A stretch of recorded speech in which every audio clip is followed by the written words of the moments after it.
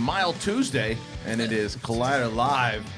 And I just saw something that it just disgusted me, and I'll discuss it in a second. Thank you, everybody, for joining us here on Collider Live. Cody, I believe the mics are a little low. Can you turn the mics up a little bit? And it just seems low. But it's nice to be back. It's nice to have everybody 5 days a week now and joining us.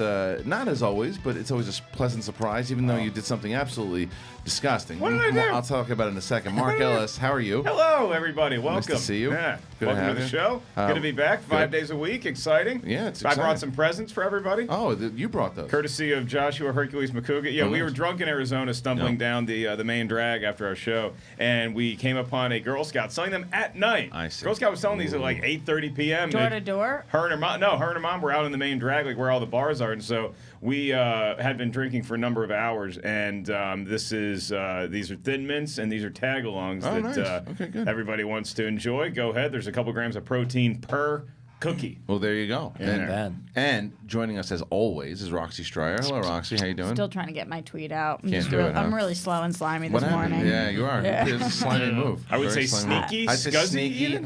Yeah, horrible. I It's don't know. horrible. Well, what happened was, I usually take my typical selfie just sitting in that chair, so I know the angles, I know the lighting. Threw you off. But then today we have the most massive guest of all time coming Mark in. Ellis. And, Mark Ellis. And so they have a sign outside, for in their green room. And it took me a little bit to get the angle. Now the tweet's delayed, so now you know what's going on. I saw Yeah, you know. Roxy take a normal selfie, walk in, and then I walk back out to refresh my liquid, and Roxy is now standing on a chair. Yeah. Which I brought out myself. Gun. Yeah, I saw Yeah. Brett run over. Brett ran over. He's like, stand back on there. I want to take a picture. What happened over there? Well, What- because what- he's been documenting all I the wanna stupid document- crap I do. Have you noticed this? No, is that what you're As doing? I sit here, he takes pictures of me doing stupid stuff. I like that. Like It's the all the time. angles and the... Yeah. And I just have to accept it because I'm somebody who does a lot of weird shit. Right. And I look out of the corner of my eyes every time I do something weird, and he's like, He's a documentarian of all your weird stuff. Unfortunately, I haven't caught any of them because I'm Yeah. always too late to it. The old brain and reaction, it's like, oh, she's doing something weird. I should take a picture. And then it's like, she's done. Yeah, yeah. You like- because got I a chance, see yeah. it. He's slow. It's like I'm not ghost just hunters, except that he's hunting. He's Roxy hunting. I will tell you something I Pretty saw much. with Brett last night. You know, he always talks about how awkward he is with fans. He doesn't know how to react with them. Yep. Yeah. So we went to the Lego screening last night that Collider put on. Oh, you what'd you two- guys think? You and Brett went. I agree with everything you said about it. I think it's a very good movie that is geared towards kids. It's definitely not as good as the first one, I had a pretty good time with it. Yeah. but it's entertaining. Yeah, I liked it. I liked watching it. The But screen was so big. oh yeah, first IMAX screening. At the IMAX headquarters over there in Playa. That's all I needed. Every single movie wants you to walk out and say, first thing you said about Big the movie, screen. big old screen. God, and it was so clear. Yeah. Did you like the IMAX? Good Yeah, time. no, it was pretty good. But even though we were in the back row, I was still like, it was a little too, I have this, Yeah. spatial thing, and it was a little kind of like That's why I this. want to sit. We sat all the way in the back. But when we got there were some fans outside who were waiting to get in, and very nice fans came up to us and said, "Big fans of Collider Live, wanted to introduce." And I was observing Brett to see how he would do. You should have taken pictures. Well, I was talking to the guy. I didn't want to be rude because I was in the middle of having a conversation with the guy, but I was observing Brett, and I know Brett very well. So when the guy was talking to him, Brett was like.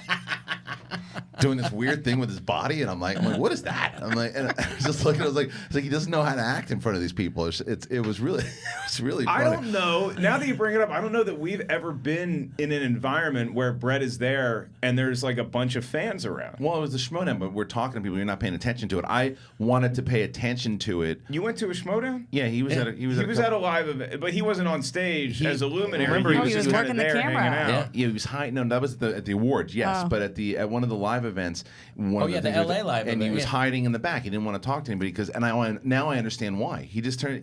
It's like this weird thing that But takes they over love his you. body. They want to. It's not that he doesn't want to talk embrace to you. you. Oh no, I appreciate it.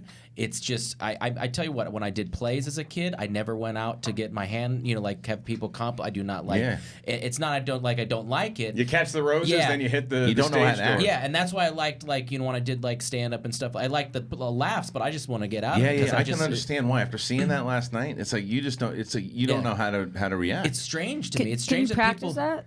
practice being able to not be. Yeah, you awkward. haven't gotten better in the years that you've been doing Well, it? I don't have it enough here that I don't get noticed, and I'm not in enough things that I get noticed for me to get used to it. So it's always a little jarring. I just see somebody go, like the eyes lighten up and a hand come in. I'm like, where do I know this guy from college, high school? I don't know what's going on. Did I work with him? What's going on? Brett was very nice to him. It was very. I mean, it was super nice and had a conversation. But he was. You could just tell. Like I know Brett. It was awkward. You didn't step in and save.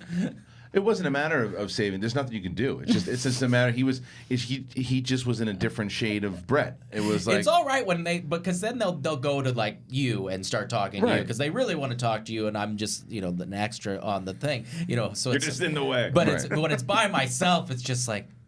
Right, you deer caught in headlights. Wow. So it'd be interesting to see like just to put together like a 2-week tour where it's like every night you're doing like a different city, and you just watch Brett how he is day 1 meet and greet versus day 10 meet and greet. I'm saying practice. Yeah. Practice makes perfect. I want to bring Star Wars Celebration when we went to Orlando. There were like these. It was really nice. There was like these lines that people wanted to meet Tons certain of people. fans, yeah. I would pay top dollar to put Brett in one of those lines and just have a video camera on him. Or I think he'd be a rock star there. I was walking up the stairs to go get back to my seat, and then somebody goes, "Hey, Sheridan, talk about this on Collider Live tomorrow." And I'm like, "Ah!" was that yesterday? Yeah. I know, it's funny. It was really funny. Who are you? But it was good. I liked the movie. I enjoyed it. Thank you to Frosty for having us at the screening. It was good to see. But I got to bring up something else. Right before we went on air, you like to chew gum.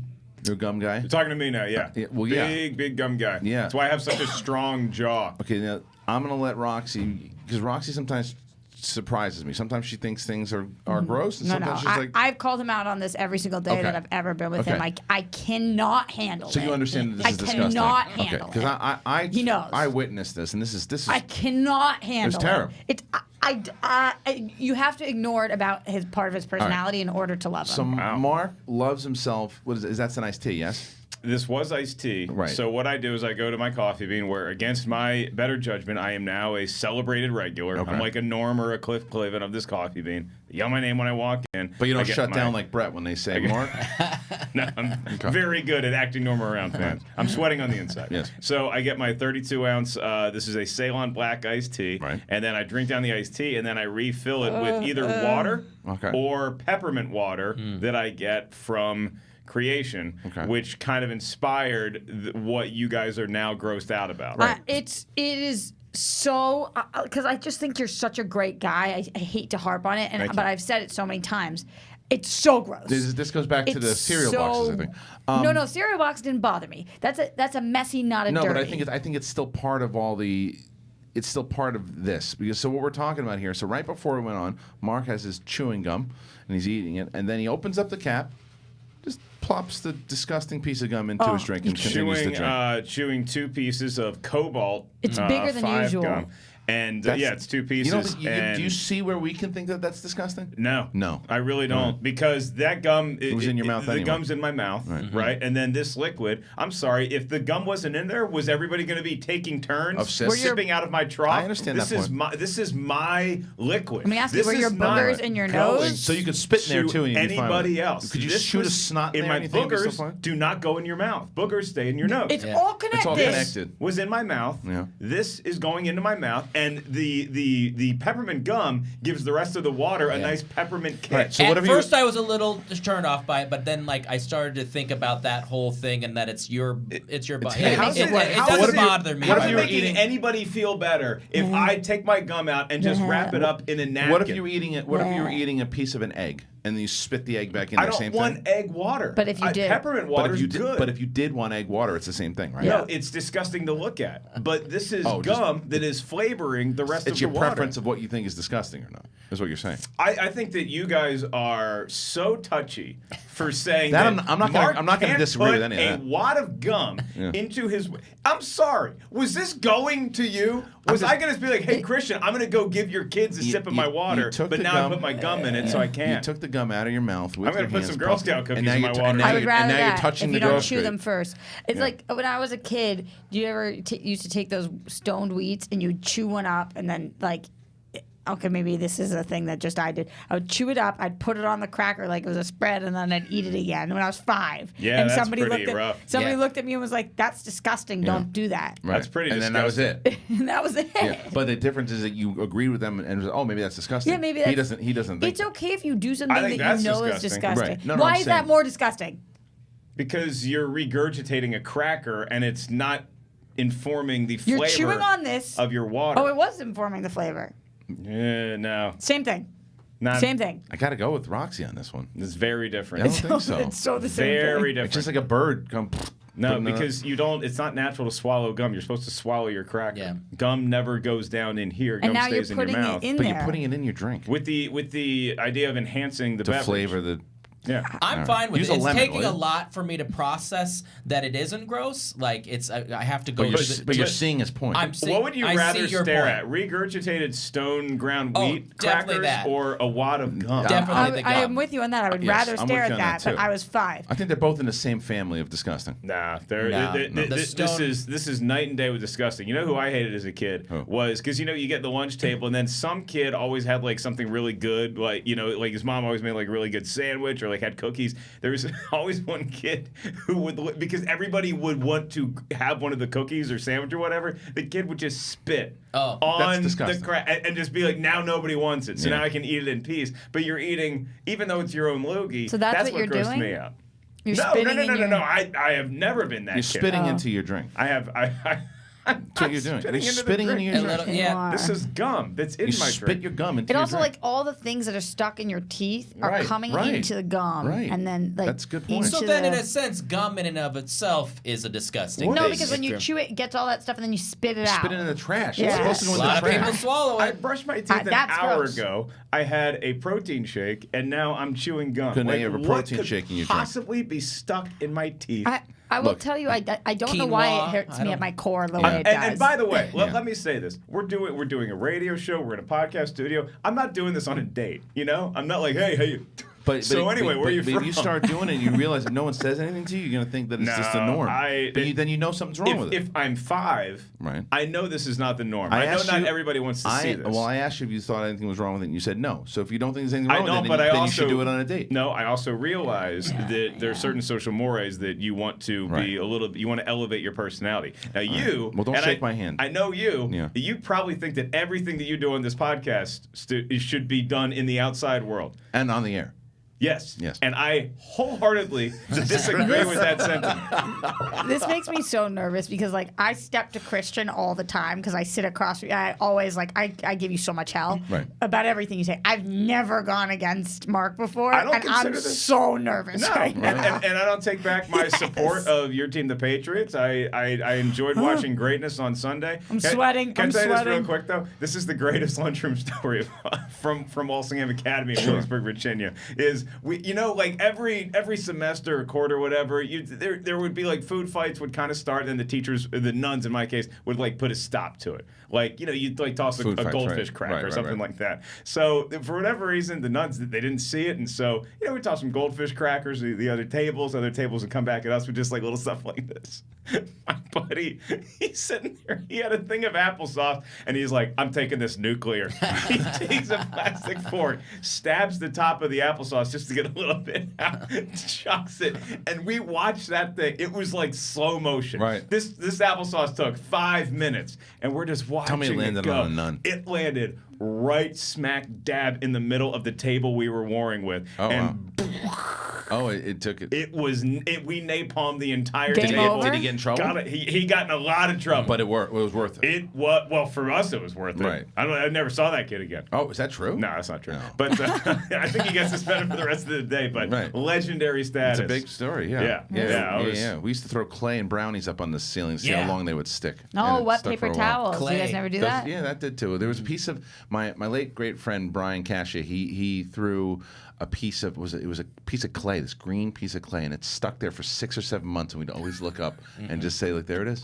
No one's ever seen it. It was a brownie that stuck up there too. The brownies stick? Yeah. That surprises me. Well, I don't know what was made out of the brownie. Yeah. But it was disgusting. One time they took us 8th graders to like they took us on like a field trip like across the lawn to see what like high school was like. So we went in and we just like they took 3 or 4 of us at a time. We walk into the classroom and we're just standing there, and then there's like, juniors and seniors, and they're all, kind of sizing us up and like making fun of us. But every time the teacher she'd be like looking at the class and teaching, they were all paying attention. It's like a row of like dudes in the back. And then every time she turned around to write something on the blackboard, the kids would take their pencils and flip them up and try to get the pencils stuck in there. Yeah, but it was like that too. Yeah. It was, and we're just watching it like this. High school's gonna be awesome. Yeah, the and pencils. it was. It was. Yeah, pencils would be. There was applesauce everywhere. Apples and pencil sauce. Apples and pencil sauce. It does give a minty kick. Can y'all do me a favor? No, we're not trying. We're not tasting. Just try No. it. It's coming from. I'll use a lemon. Don't put my gum in yours. Yeah, put your lemon. gum in yours. Lemon. Yeah. See, it gives it a nice little. Everybody at home, try it. No one's it gives gonna it. try It gives your water a nice You're little minty encouraging kick. bad habits. Don't shake anyone's hand. God. I'm encouraging bad habits. How is Arizona? Yes. How is Arizona? What's that face? I'm encouraging bad habits. Why, you want to win a goldfish? Win a goldfish, man. Oh my God! I I'm didn't the even one tell you guys. encouraging I have bad so habits. many stories for you guys. It's insane. Tell me this one. But when a goldfish here, Bobby Finstock texted me yesterday asking if I'd be a voice in his project. There you go. I said yeah. You should. I See? said yes. It's pop- I said, Hey, do I have to say the big time. goldfish? Cody, did you pull that thing that I tagged you on yesterday by any chance? Oh shit, no. No. Oh, nice. Well, you can bring up Cool. bring up my Twitter because I think we can watch it. What is it? I want to show you. It was funny because I think that it really shows how some people feel about it and how others feel about it with the goldfish, because because yesterday we had a lot of back and forth. Some people. I'm in the middle. You're in the middle. I'm Some still people here. keep going. I'll tell you when. Keep going. It's a lot of. Oh, there he goes. The world is divided. Bring that up, please, and pause it, please. Bring this up. This was done. We'll show in a second. Go to the beginning, please. All right, so the world is divided on win a goldfish, and here's you. Will I be able to hear it, or I have to turn? Turn around, if you can. Yeah. See how fun that I don't is? know why I'm having such a hard time with it. Yeah. Win a goldfish, man. Win a goldfish, man. No, that's Macuga. This is me and my friends. Win a goldfish. It's me and my friends. That's fine. Win a Mrs. Ellis. goldfish, man. Win a goldfish, man.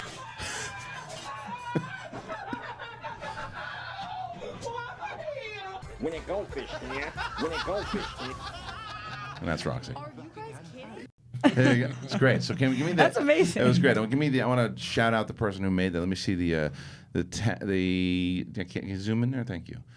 At House Heisenberg. At I House love Heisenberg. him. Yeah. So he He's made a that. patron of mine. He He's the made that, best. and it's really funny. So if you want to go ahead and check that out, but No, that's I'm how not the it guy goes. punching computers. No, No? It really doesn't bother me at all. Okay. I think that I think it's ridiculous And juvenile. to encourage people to go troll other people. Oh. To be like, oh no, this is something you should do in your everyday life, but didn't it tell doesn't them- bother me. You are mistaken. What I said what I told Oh, people. I'm not is- saying that you told people to troll them. Oh, okay. But you're also you damn well know what you're doing. What I told- you're opening the floodgates. All I said, and I stick by this. I said if someone, and I stick by this. I said if someone says something stupid to you, Yeah. you respond with that. All right. You use that however else you want to use it. That's up to them. It doesn't affect my day. I continue to do it. If I see a stupid comment of someone who writes it to me, Yeah. that to me is not trolling. That is responding with, I'm not dealing with you. You're not getting the satisfaction of me saying anything except seeing a puppet run back and forth. It's very powerful. That's it. I feel like it works best for people who are the most sensitive on social media. Yeah. And so I feel like you're pretty sensitive to that kind of stuff. And it works perfect. So Yeah. if you're So- sensitive, then maybe it's a good tactic. It But is. It's great. It's He's therapeutic. sensitive, as rough as slimy. no, that. slimy. No, is because I agree- sensitive is not a bad thing. Being sensitive is not Yeah. like a bad. It's not like Yeah, oh that's you're true. sensitive. Right. Ooh, What do that's you- fighting words. I What think do you slimy think- is a lot worse. How was Arizona, by the way? Because I heard Macuga. Arizona was great. The crowds were fantastic. They were good. The Sold show out? was great. Sold it out. The drive was amazing. The drive was. We literally almost died. What happened? We didn't. He didn't tell you that. No. We almost died. Like actually almost died. I was What? driving How do you not lead with that? the Yeah. whole time, and I mean, Not you. I was talking about him. So Yeah. we were driving on Friday morning, having a great drive. lot of laughs. Josh and I had like a good hour quizzing each other on Van Damme trivia back and forth. And then we get He told us that, by the way. We get to Phoenix, so we're about half an hour away. And we're just about to hit heavy like Phoenix traffic around rush hour. And so I'm like, all right, let's do one more stop here. We'll take a leak and then we'll get back in the car and then we'll finish up. So we pull over onto the exit to get off the interstate, and now we're at a stop sign. And I see this way, there's like a cop car in the distance, and it's like backed up traffic before you can get into the Chevron. And I'm like, screw this. There's plenty of gas stations over there. So there's 3 lanes. So I get out of the right lane into the middle lane. The middle lane and the left lane, both you're turning left, right? Mm-hmm. And we're at a light. So I'm sitting there, and I'm the first car to go in this lane. There's a big truck next to me, and it's like a pickup truck. And the light goes from red to green. And I'm a very like cautious driver when it comes to that kind of stuff. I've been in the car with you. So I always give it about a half second before I actually go, even once the light is green. So I start going as the truck starts going, and I see the truck stop. And so I'm about to get the Fusion out in front of the truck, and I just think, I'm like, I wonder why did that truck stop out of nowhere? And so as soon as there's this car that is coming screaming that ran the red light at least 5 seconds after the light had turned red on their side, screaming in at least 45 miles an hour. And it was literally this much. Close to you? Close to the front of my bumper. No? And it's because I hit my horn. And because if I didn't hit my horn and I kept inching out, that car's right into my hip. So it was like, and the car just swerved just enough to miss my bumper. Oh, wow. And we're all like, what the fuck? And so the car kind of limps out of there. And then, we pull over and I say, fuck it, we're going to Jamba Juice. So we pull into the Jamba Juice parking lot. We get out, we're just like, hugging each other. 3 week grass chops stacked. We walked in, we vented to the Jamba Juice workers who were very nice, and it was like it was one of those weird things where it's like, man, that could have been tragic. That's like changing your life right there. A Heineken truck almost took out myself, my son, and my daughter one time. Wow. We were walking right across from my apartment. I was picking her up from preschool, baby in arm, my son in my hand, walking across the street, and we're like, light changes, we're halfway across, it's 2 lanes on both sides, halfway across, Heineken truck. The light had been red for... You must have taken a Roxy. Well, I was so close. I was just showing... Listen, I got... skills. I got skills. Don't worry about it, Roxy. I took karate at the Y one year, so that was a scary. That is scary. I got in the car and I tried to chase the guy down. I had somebody at this intersection up here. When you're crossing the light to go to Yard House or Barney's. Yeah. Everybody runs that light all the time, especially during dusk, because the way the sun goes down and the light that it paints the sky, you don't notice that light as much. And so I'm crossing the street one time. People are crossing from Barney's. It's 2 ladies and a stroller. And they're walking, and they get out, and I see the car. Yeah. There's a car, and I can see it's not stopping, and I'm crossing, going that way. And so I just yell at the top of my lungs, stop. I just yell, stop. To the lady or to the car? To everybody. Everybody stopped. And luckily, this punk-ass kid, he looked like he was 16 years old. Who's driving? Shocker red hair. And his window's down. And he just slams on the brakes. I am ready at this point because the baby stroller, it's like if he'd hit the baby stroller, it would have popped whatever's in the stroller. Yeah. Maybe it was speed and there was just tin cans in there. So I'm getting ready to catch the I'm getting ready to watch to wave fair catch and handle this punt. Right. And he stops just in time, and he's just like, and they're all freaking out. And so I go up to his window, and I'm like, don't you ever fucking forget this day. Really? For the rest of your life, remember this and remember this. Do never forget what you almost did to these people. Yeah. Well, and he said, I know you very well. Yeah. And you had the lip just now. That's legit. So I walk the 2 ladies in the stroller back over to their side of the street just to calm them down. When was this? Some guy. This is about. It was the weekend that Happy Death Day came out. So I was meeting Perry at the movie theater to go see it. So this guy comes out of Barney's. Until 2 days ago when there was a sequel, I didn't know there was a movie. This guy comes out of Barney's while I'm trying to calm him down. He's like, "Hey, are you Mark Ellis?" Oh, that's amazing. Takes a picture with me. About I don't know, 6 months later, I'm doing a gig in Connecticut. That guy's at the show. He's like, hey, man, I don't know if you remember me, but you bitched this guy out who almost killed these people. And I was like, I totally remember that. Whoever that is, if you're listening to this show, go ahead and tweet that picture. Yeah, there's a guy, guy in Connecticut, yeah. So, Arizona was good. Remember, I got my shit rocked earlier last month. I got hit so hard. Yeah. And my car, I just got it back. It was a month and a half in the shop with $7,500 of damage. How you feeling? Back to fighting weight? 100%? 100% not. Oh. I am so scared to drive. I literally am like a nervous wreck. I'm in the car.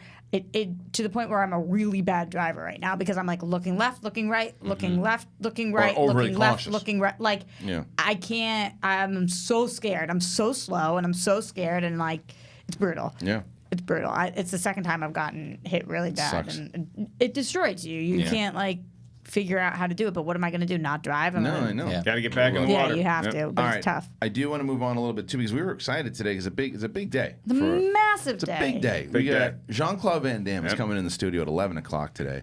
That's how we got Mark Ellis on the show. Crazy. And Macuga will be in here it'll be myself, Roxy, and Macuga will be doing the interview because these guys are pumped. I am pumped. He was and still is. He's a big action star, and he's got a new movie coming out called We Die Young, Lionsgate film, and we're going to talk to him just and kind of shoot the crap. We try to get him for like an hour. He's only available for a half an hour.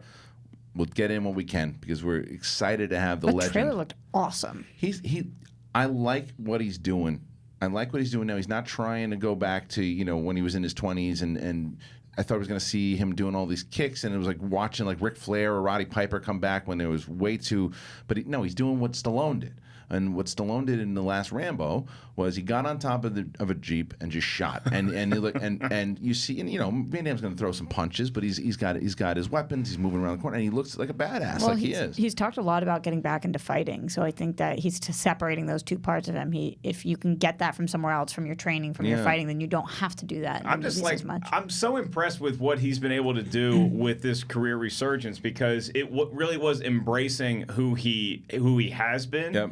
And then having a sense of humor about that. Totally. Because there's so many action stars, entertainers in general that just cannot laugh at themselves. Right. Seagal's the biggest example. And I want to ask him about that. Yeah. Because Steven Seagal right now is on Mars. He's a different time zone. But Van Damme is like, you can still have respect for those movies, but you can also laugh at yourself.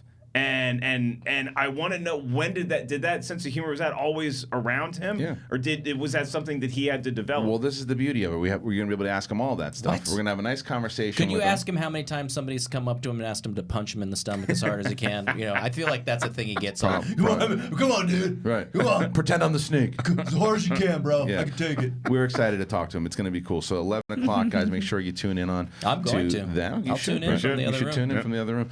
So he's coming in there once again to talk about his new movie, We Die Young, Jean Claude Van Damme. One of the things I did want to talk about.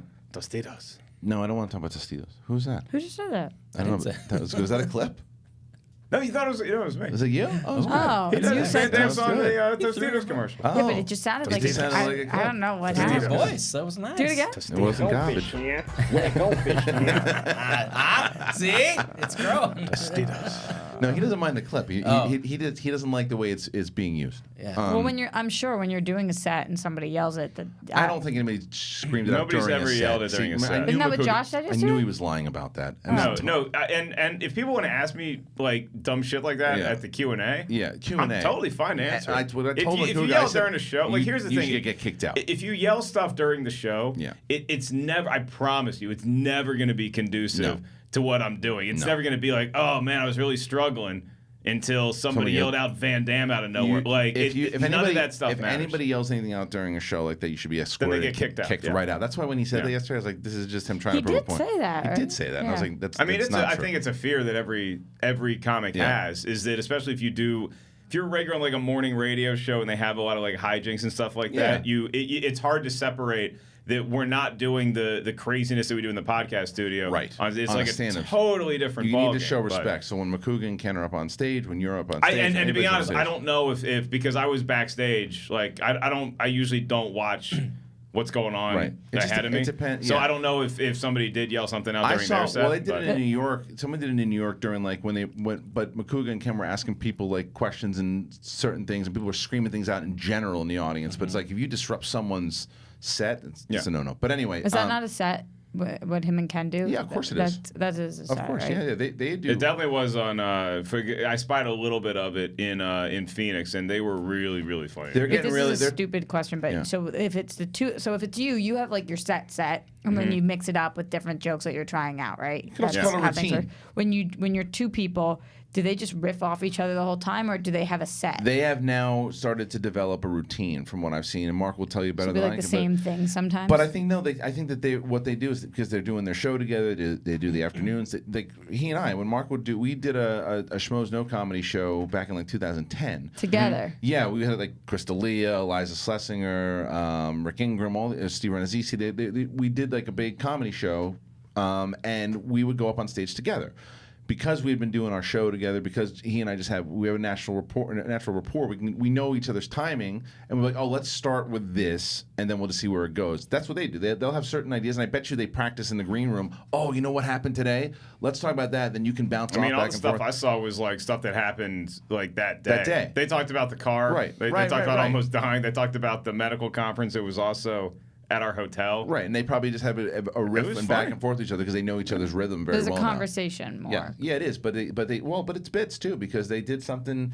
I forget when they were at a New York event. They were talking about Macuga's night terrors, and they did some kind of alarm clock, a snoring alarm clock, plus the. Yeah, Kalinowski was with them in the room, and they said Kalinowski snores, Ken snores, so what you hear, and Macuga's having night terrors. So what you would hear is. And like it was funny, and the way that they had these bits, and so they're learning each other pretty well, and you can tell because it's stronger and stronger every show that they host. God, you remember doing the live show in 2010? Yeah. At Room 5 upstairs. Yeah. Remember before the show? We would have sold that show out every week if we were doing it now. Yeah, but would we still have to duct tape the curtains? Oh yeah. Remember the duct taping of the curtains? Yeah. What does that mean? We had, because there's windows, and we wanted to black out the windows because we played some video clips in between so you can see the projector, and so it was our job to buy these curtains and then duct tape the curtains over it, because we had to put the curtains up then take the curtains down right after the show. And as I just remember week after week just duct taping curtains, just being like, there's got to be a better life. Gaff tape. Well, we didn't have Thad back then. We did not have a Thad Williams. Speaking of which, I announced this on my Twitter. What is it? And we should have, hopefully on Friday, both the LA show, the Free for All, and the Chicago show in April, on April 13th. Get the tickets on sale? They should both be on sale come this Friday. Okay. Okay. Chicago is pretty much a lock for April 13th on Saturday night. And it's all right for fighting. And the 23rd, which is also Saturday, the free-for-all will be 2 p.m. On a Saturday.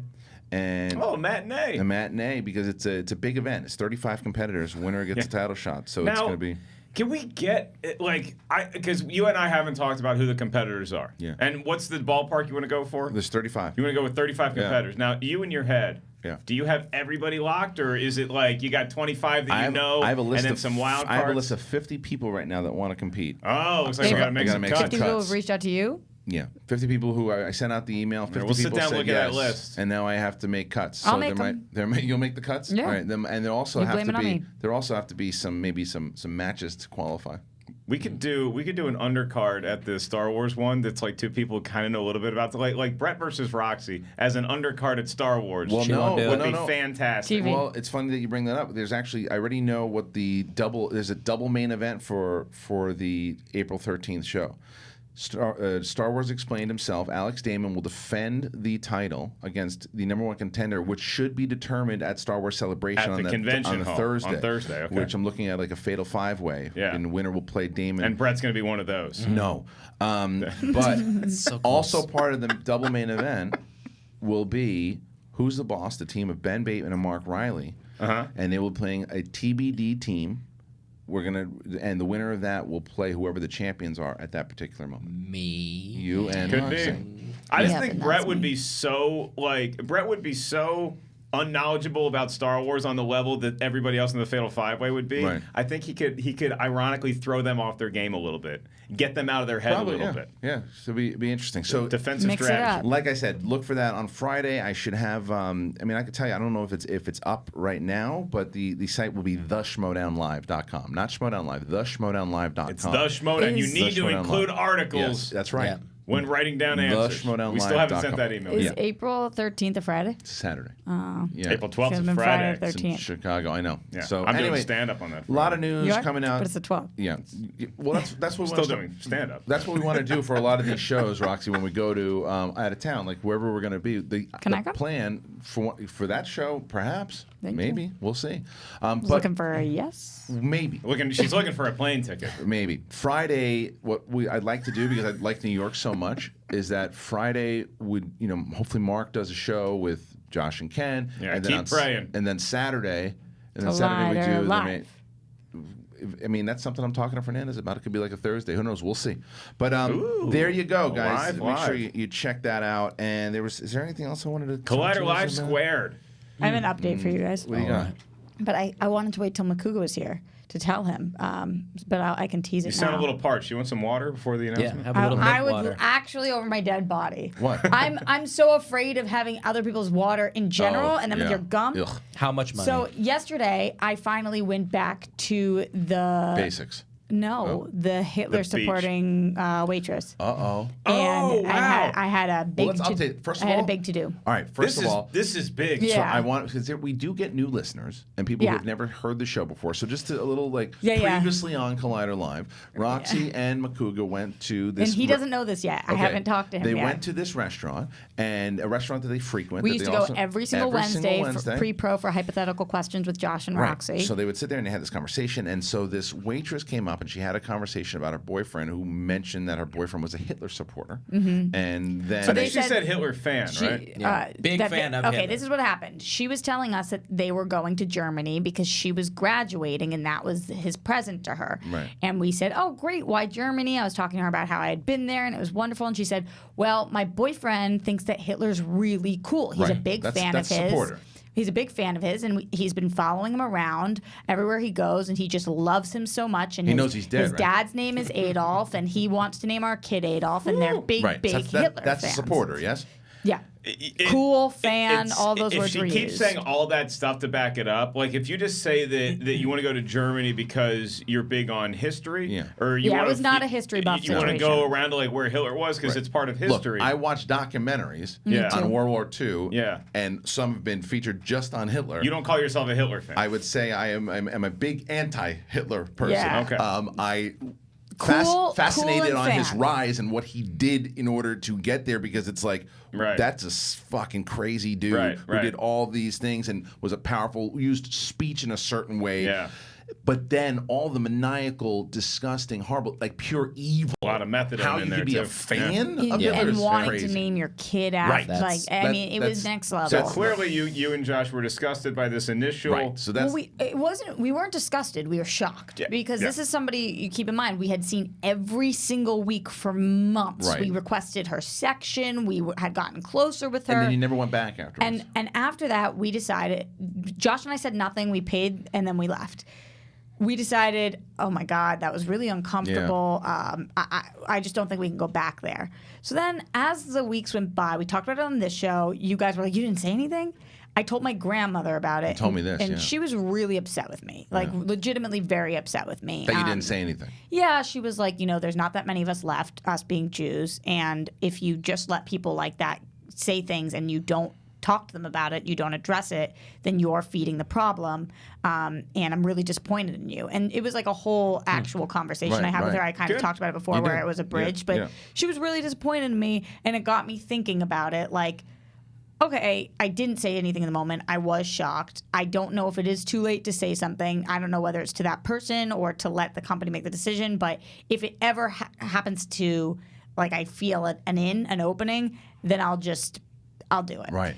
So So you go back yesterday. yesterday, I had somebody asked me if I would meet them there for a meeting. Okay. And so I was like, okay, this is the universe telling me that I should go there. I'm Yeah, not going to yeah. say no. Okay, so I get there. And then after the meeting was done, I had been talking to my waiter who was wonderful, and then he walked away, and then she came up and approached my table. Okay. She was not the server, and she very clearly knew that something was up because she came over and was like, "Hi," and just dropped something like a drink, water, does she or something. Listen to the show? No way. No, I think because she had waited on you a bunch of times. And then we've been gone for 6 weeks, 8 weeks. Right. And she didn't even say anything more and walked away. So I'm sure she's replayed the conversation in her head a lot and realized that we were not the right people to have that conversation with. But she didn't even go any further. It was really, really awkward. Right. She left for the day. And then when I was leaving, I was like, okay, I think I need to talk and tell a manager just what happened. Yeah. Not to get anybody in trouble, not to tell them what to do, but just this is information I have that this company does not have, and it's a chain and they're a corporation. I just think that they should know that they have a server who's going around telling these people. So I talked to the manager and I explained the story, and he said the first words, he was flabbergasted, and the first words out of his mouth were, "Listen, I totally get it. It's like the same reason why we say Happy Holidays instead of Merry Christmas." What? And I said, what? Right. Did you say what? Yeah, I said, what? And he said, well, like people are just sensitive to certain things. And which is maybe why the word sensitive struck me wrong today. Yeah. And I was like, huh? Right. I literally said, I don't think it's the same thing. Yeah. Right. And he was like, well, no, of course it's not the same thing. I'm just saying, like, you obviously were affected by this because you are Jewish. Who's the manager? I want to talk to the manager. Oh, man. It's the kid that was almost hit the baby. But then you could manager's name is Himmler. But you could tell he had never been in this situation. So finally he said to me, "Listen, I feel like I'm misspeaking. Yeah. I've never been in a situation like this before. I'm surprised to hear this. I really don't know what to say. Should have led with that. I'm a little in over my head. And then I guess like I'll take this to corporate because I have to because you told me. But also it's fine because she's gonna leave because she's pregnant." Oh, good. We got a Hitler baby in the oven. Yeah. Oh, man. And I was like, she's pregnant. And then I felt so bad because he was like, he was telling me, he's like, I don't know what they'll do. Maybe she can't keep her job after this because you came and told me this. Just the whole situation. He was a nice guy who just didn't know how to handle it. And it couldn't have gone. It was very uncomfortable. It was awkward, I don't know what's going to end up happening with it, but. Wow. Well, there was a couple that was like just recently was jailed or got something because of naming their kid Hitler. Like there was recently like there was a couple that like was. What's wrong with people? Here's so many other names. Here's my thing is Ralph. that I always hate calling for people's jobs. Like, oh, this person should be fired. Like, I don't even do it on movie talk where it's like, oh man, they made a bet, they should be fired. So my initial thing is always, well, like, oh, I don't want to be the reason why somebody got fired. But then my next thought is, okay, well, if this person does not get fired, who else are they going to affect in a negative manner? Or in a way like are in a service industry, and your part of your job is to greet customers and make them feel welcome at your establishment, and you open with, my boyfriend and I are huge fans of Hitler. You should not be in the service industry or talking to customers in your job. And when he asked me, that job. he said to me, "What is it that you would like us to do?" And I said, "Honestly, I don't think it's my place to say. I'm not asking you guys to let her go. I just want to make you aware of it. I just want you to know." Yeah. And he was like, "Oh, okay, yeah, we appreciate that. What kind of a spineless jellyfish is like, oh, what would you like me to do? Be a fucking manager." Yeah. He was like, "I guess I'm going to have to tell corporate." But it was just, the whole thing was, he was nice. He was a nice guy. I'm going to Yard House today. Well, there we go. I'm going to give them a piece of my mind. Now we know where we're going. Oh, we're not supposed to. It's fucking Yard House.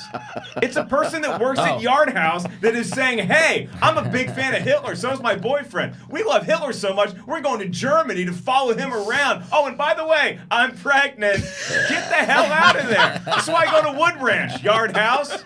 Went over to Yard House every day for 2 weeks before they open. And I'm like, hey, we have this cool show. We do Schmoedown Live. Would love to have, maybe some sort of synergy going. Did I get what I get? One invite. We got one invite. Oh yeah, come eat lunch while our servers are practicing how to serve food. This might make you upset, though. I don't know if you heard what happened at Wood Ranch last week. Yeah, but that's not the same. Oh, God. It's not the same, Yeah, but... Who was talking about how great Stalin is? No. No, they put a bunch of nuts in Macuga's food. He had a really bad reaction. Macuga had it coming. Yeah. You can figure it out. I put nuts in Macuga's food all the time. Yeah. It's definitely a little more forgivable. Yeah. But again, the manager was absolutely nice. He just didn't know how to handle the situation. He's never been in one like that. Yeah. And for the first words out of his mouth to be, I get it. This is why we don't say Merry Christmas. We say Happy Holidays. Yeah, this guy was caught in deer headlights. Anyway. It's like, what? Well, all right. Well, that's 100 More beers on on Christmas. tap. Well, there you go. So, well, good. it was rough. Now Yard House is going to get a bunch of goldfish tweets. All right, now as we Good food, though. now as we Good lunch there is specials. something, like I said, if you guys go over to the podcast channel, and it's one of the things that we've been doing since we started this show. There's a lot of clip outs. Right, a lot of clip outs of things we've done. Like some people, it's funny because when we talked about after that whole thing happened with the suck my dick thing and all that kind of stuff that was going on with I'm so afraid to say it now. I abbreviate it. SMD. Yeah, When the I whole thought it was my catchphrase, and I was all ready to have a shirt with it saying on it, and like my face, like. Well, you should have an SMD shirt, and you should have an SMP. Probably shouldn't have a suck my dick shirt. Yeah. For me? Might No. send the wrong message. No, Brett. Sorry. I thought it'd be fun. Yeah. Can I come then? I love that if I'm talking now, I have to pause to let the sound drop play Well, itself the out. SMD or SMP. Anyway, point is that we put out a clip that said, "I'm not offended, or you're offended," and we just assume that the people who are watching those clips know the show. Maybe just wanted to see the segment.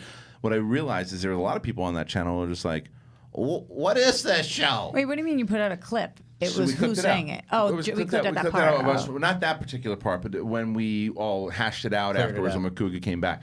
So on that channel, on the podcast channel, there's a lot of clip outs, and we've continued to do that.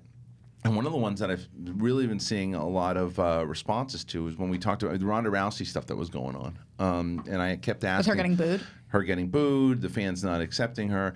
But there's another thing that I want to talk about, and this is just because of, and it goes back to the Schmoedown stuff where, you see how I think so far in advance as far as like where storylines need to go, and this person needs to win. If this person wins, if this person loses, then we have to write the story this way. And there's just all these different things that happen. So this was what was so confusing to me, though. So are you saying that Stephanie McMann wrote the knee part but of this? this is the difference with wrestling. The difference between Schmoedown has like the UFC element to where someone can clipped in the jaw, and my whole narrative goes away because that person loses, then I don't get the storyline I wanted. Yeah, we've talked about it Q&As where fans will ask Kristian, they're like, have you ever had something happen in a match where it didn't go the way you thought it would, so you had to adjust the storyline? And Kristian's like, all the time, because you literally don't know who's going to win any given match. So in his head, he's thinking, well, if it goes this way, then this and this and this. But if it goes this way, then that and that Right. and that. How about when Andrew Guy beat two of the best players of all time? I'm sure you didn't see that coming. But I was prepared more for Reilly because he had just done it against Dan. So but when he did it against Dan, I always talk about it like, you see my face in that match. It's hysterical And to yeah, watch. I am literally watching the. I'm announcing for like 5 minutes straight. By yourself. Because Yeah. he's just in the clouds. Because I'm watching because my whole point was to have Sam Levine versus Dan in a big live event, and I was watching that awning just burn. Because and I normally always have two situations of where it's going to go, but I was like, well, there's no way he's going to beat Dan, but if he does, this could happen, and then shame on me. But anyway, the point is, wrestling does not have to worry about that. Wrestling can say because wrestling can fix the Wrestling- matches. But they do with injuries. Legitimate injuries. Yes. Now you're right. When injuries happen with wrestling, they have to maneuver and figure stuff out. And that's kind of what happened. Becky Lynch is like their biggest star now. Becky Lynch is like their Stone Cold Steve Austin, and it was unexpected. They weren't planning for her to go over the way that she did, but the fans have been responding to her, love her. She came out as a heel. They wanted the fans to boo her. The fans did not. The more and more dastardly things she did, the more and more the crowd cheered, and she became like an anti-hero. And then she like was a Robin Hood, more or less. And right now, the WWE is booking terribly. They're not listening to the fans, and last night was a clear testament to that. So what happened last night? Stephanie McMann on Raw, basically Becky Lynch came out. There's like a knee injury, which is not a real knee injury, but inside of the story it is. That was not a great limp that she put on. No, it's not the best. But Stephanie McMahon saying, okay, look, you're not going to. She won the Royal Rumble, so she's allowed to play Ronda Rousey for the championship at WrestleMania. Okay. So it's like, okay, that's the match every fan wants to see, but the WWE doesn't want that. The WWE wants to give Ric Flair's daughter a shot as well because she's legacy. It's Ric Flair's great wrestler. Phenomenal. She's been champion a bunch of times, and she's great. She had a great match with Ronda Rousey, but people want to see Becky Lynch versus Ronda Rousey. That's the match everyone wants to see, but now the WWE is shoehorning this stupid triple threat. So you think because nepotism, you think that they're just trying to like give their dues to There's a legacy thing to it, for sure, and she's also a fantastic wrestler. She is amazing. She's fantastic, She's and amazing. she sells, and the match with Ronda Rousey was great. But they want her in it, and they're pushing more towards a Flair versus Ronda Rousey thing. But now that Becky Lynch has maneuvered her way in, they're just like they kind of have to put her in, right? And it's like, no, listen to the fans, watch where the wave is going, and make that your match. You're going to have a headlining match between two women, which you've never had: Rousey versus Lynch for the title. By the way, Lynch is going to win that match, no matter who it is. She's going to win the title, but. They're going to have all three of them. It's a stupid move. It should not be a triple threat. This is the WWE once again not listening to the fans. They did the same thing with Roman Reigns. They just push. So this whole doctor thing is made up. Just to do that. They're finding a way to get Charlotte Flair in because they basically said we need to find her an opponent. Okay, yeah, they're going to find her an opponent and they're going to put Charlotte Flair in there. It's going to be triple threat. And the stupidest thing is because their other champion on the other side is a woman named Asuka. She had a great match with Flair last year, and Flair won. Have them fight again. Have those two matches. You have two big matches, Asuka versus Flair, and then Becky Lynch versus Ronda Rousey. The women's division in wrestling right now, it's the most entertaining. Fire. Oh, it's the best thing that wrestling has going for it. Because I have, like I said, I was a big fan up until I was working there. Then I stopped working there, and I wasn't a fan for a long time. Then, because of the Schmoedown in like 2016, I started tuning in again for like researches and started to learn the characters and everything. But I don't believe that the writing has been very good. I think that the stuff with the women is incredible. And from where it was 10 years ago to where it is now, they're leading the charge. And you are doing yourself an incredible disservice by doing the silly-ass triple threat I would match. just ask if it's just a question of whether they're not listening to the fans or not, because it seems like once you get to that level of wrestling that there's a lot of behind-the-scenes contractual obligations that you may have to fulfill that your hands are kind of tied. So it's like, well, according to this contract, this person has to be in some sort of title match. And so we can't, so we have to find a way to maneuver that because if not, we're not honoring that sort of contract. That's not how Vince does it. Do you think it's kind of the same thing about how like people say Happy Holidays instead of Christmas? It's close. It's very similar to that, honestly. Some people are just a little sensitive. Vince runs the show, man. That's what Vince wants to do, and Vince wants to have. I've been hearing behind the scenes stuff about. Then why isn't Vince listening? Because he's Vince McMahon. He knows. Look, Roman Reigns for a long time. They kept pushing Roman Reigns over and over and over again, putting him in the main event. The fans would boo him unmercifully. They kept putting him in the main event because Vince believes that he's done it for so long. He knows what works, and that the triple threat. This is what everybody wants. They don't want it. Becky Lynch is the biggest star that I've seen in wrestling since. Maybe since John Cena. She is a big star right now. The fans love her. And it's like. Capitalize on that. Now they're doing this silly, they're trying to recreate Stone Cold versus Vince back in the day with Stephanie and Becky. That's what they're going to do. And it's going to lead to this stupid-ass triple threat match. It's just dumb. It's just dumb booking. But that's my thoughts on it. So I don't know, any wrestling fans in there, do you agree, disagree? Go ahead and comment. Tell us what you think. Hey, is Reilly in the room? Actually, you know what? Yes, All right, Reilly, is our special guest here? Not. Not yet. All right. Do we have an ETA? We have an ETA any second. Okay, well, that's good. We have an ETA on our ETA. What was the original expectation? Was that 11 or was it 11:30? No, it was 11. He's supposed to be here. Okay. Yeah, so we're gonna get him in at 11, hopefully. But let's any news going out there? You know what? There is a news story. I know exactly what it is because Reilly, we were gonna lead with it up until we realized that Van Damme was coming in. Taika Waititi. Waititi. Taika Waititi says he will not direct Guardians 3 and replace James Gunn. His quote was awesome. What was it? I don't know if Reilly has it in there. He basically just said, like, it's like being a dad. It's like walking into a house and being like, "No, I'm your new dad, and here's how we make our peanut butter sandwiches." That's not what it is. He doesn't want to be in James Gunn's house. Yeah. Like he's done this amazing thing with the franchise, and he doesn't want to step in. He said it more elegantly than that. Yeah. So let's bring that up a little bit, guys. Go to the top one. What's that top one? Oh, That's it right I there. see. For me, those are James Gunn's films. Going into something like that with his stamp all over his films would be like going into someone's house and saying, "Hey, I'm your new dad, and this is how we make peanut butter sandwiches." Now it feels kind of awkward. That's pretty much what you said. Yeah. Which the thing is, the reason I don't feel like every director is going to feel this way. The reason Taika is in the Marvel family. Taika has probably had many conversations with James Gunn. Taika has, they've probably have had conversations about this in general.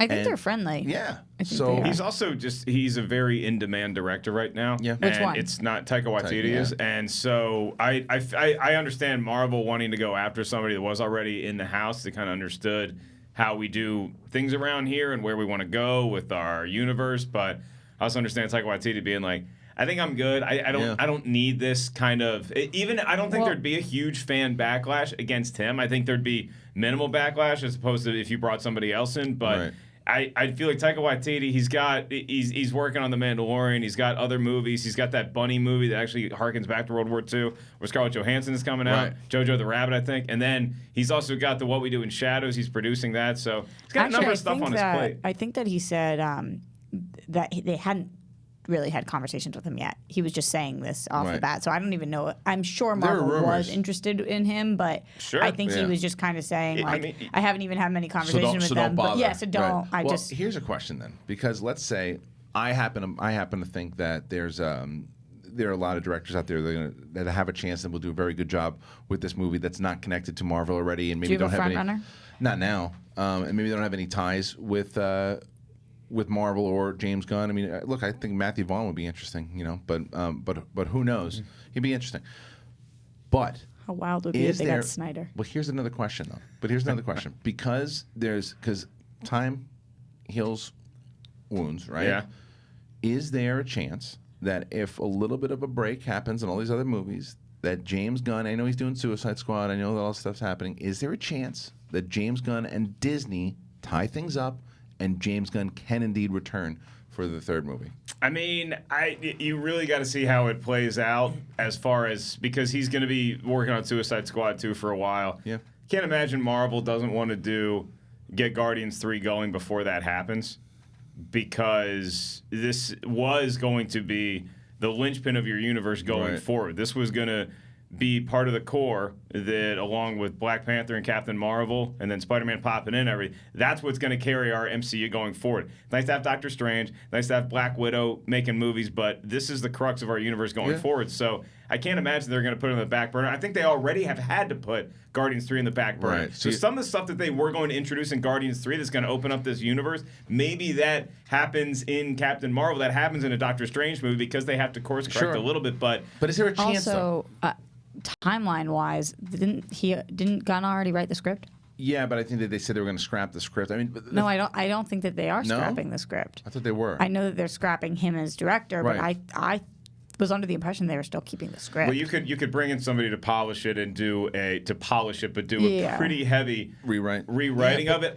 If I'm Marvel, I'm not waiting around until James Gunn is actually feels like time has healed it and is done working on his other projects. It's not a matter of James Gunn feeling that, though. That's the thing, is because what I'm saying is there's a stink on it. There's a stink on it from a lot of the fans, right? There's a stink on it from Guardians 3? Yeah, just because of the way that it was handled in general, and there's certain things that the way it all went down, that maybe any director coming in is going to have a tough shot. But look, the flip side to that is when Edgar Wright left, very different circumstances, obviously. But when Edgar Wright left, and then it was like, oh, Adam McKay's coming in, screw that guy. And he takes off and has a wonderful career after that one week of working on Ant-Man, and then he's best move of his life. But then they get Peyton Reed. Who's that guy? What do they do? Peyton Reed, why are they bringing him in there? And Peyton Reed was supposed to do Guardians. Peyton Reed was supposed to do Guardians before James Gunn was.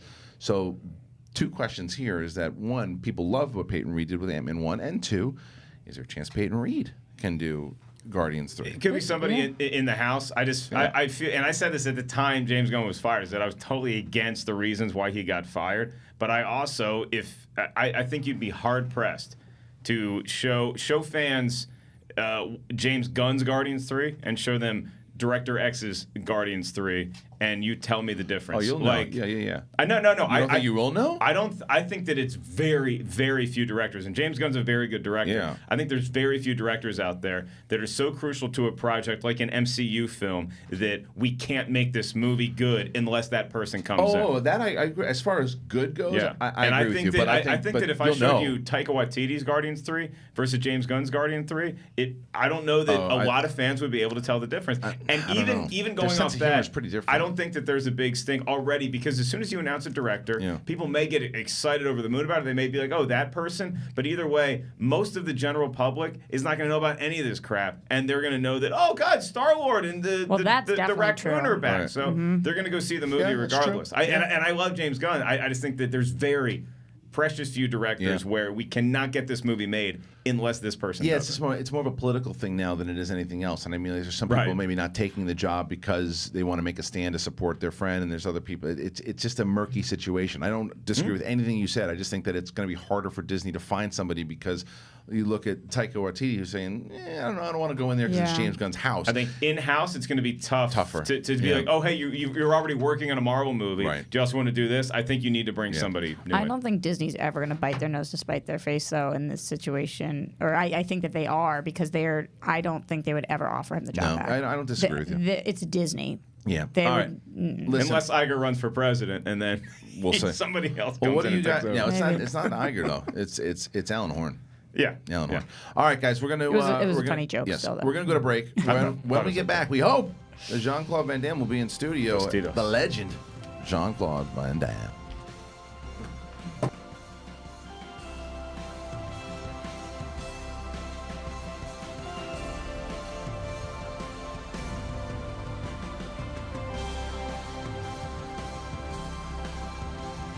Hello there. No, it's not late to the party. That's actually from Obi-Wan Kenobi. You didn't know that? Well, you should, and now you do. Jedi Council. What is it? It's about Star Wars, obviously. It's Jedi Council.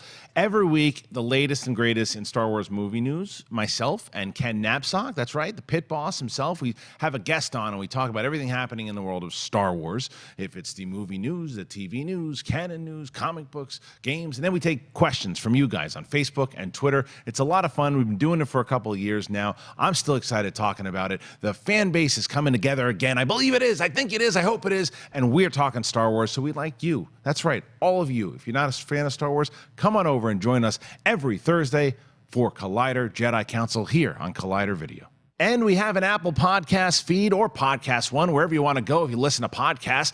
And not only do you get Collider Jedi Council every week on Thursday, The Rule of Two with Mark Fernandez and Mark Reilly, that's on every week. I believe it drops on Wednesday. It's on one of these days. It's a good show. You should listen to it. I like it. I listen to it. I haven't listened to it once. Hey guys, Ryan Satin here from ProWrestlingSheet.com. And if you're a pro wrestling fan, which I hope you are, even if it's in secret, then you should be checking out Wrestling Sheet Radio Weekly. We've got a bunch of shows in the podcast feed. We've got weekly recaps from myself and John Roca, which you guys will probably know from the Collider family. That's for Raw, that's for SmackDown. We've also got the weekly roundup of wrestling news. It's a show I host called Wrestling Sheet Radio with Jamie Iovine and Elijah Bates. And we've also got a bunch of other stuff in our YouTube channel, youtube.com/c/wrestling sheet. So check it out, subscribe, and I hope you guys dig it.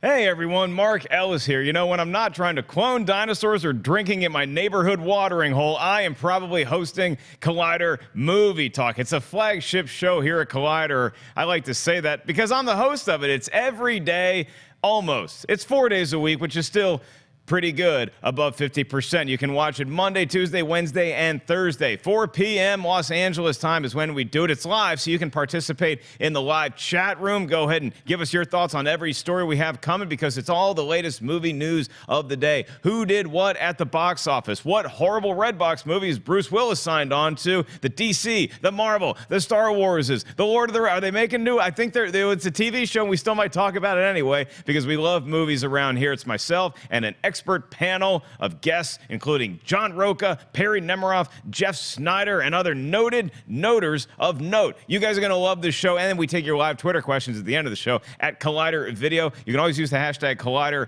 Movie Talk to get in touch with us, so subscribe right here to Collider Video. Check out Movie Talk, and check out the Collider Movie Talk podcast feed. We have a podcast feed now. You don't have to look at this handsomeness. You can just listen to it, whether you're driving to work, whether you're driving from work, or you don't have a job, but you have a basement and ears. You can listen to Collider Movie Talk's feed. You can get it at Apple Podcasts or on iTunes. You also get Mailbag. That's the show that's hosted by Perry Nemiroff a lot more professionally than I run this pirate ship. That's our weekend show where she takes your letters. I don't know if you write them or you email them. You have to ask her. Check it out in video form or on our podcast feed.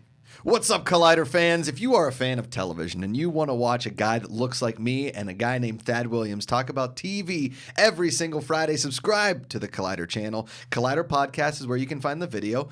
We have our own iTunes feed, hashtag Collider TV Talk. You can find on iTunes or wherever you find your podcasts and you listen to them in your ear holes. That's where Collider TV Talk comes at you. We talk about TV news. We talk about shows we love, shows that we don't love, and most importantly, we don't read any books because TV has nothing to do with reading. We also have a show called Hypothetical Questions with myself and Roxy Striar and all kinds of reviews right here at the Collider Podcast channel and the Collider TV Talk feed. Subscribe, rate, like, tell your friends, tell all your friends and tell their friends, and before you know it, it's a pyramid scheme of television. I'm Josh Macuga. You can see Thad Williams and myself along with Roxy Striar and all the Collider personalities all the time right here on Collider TV Talk. As always, put down the book, pick up the remote.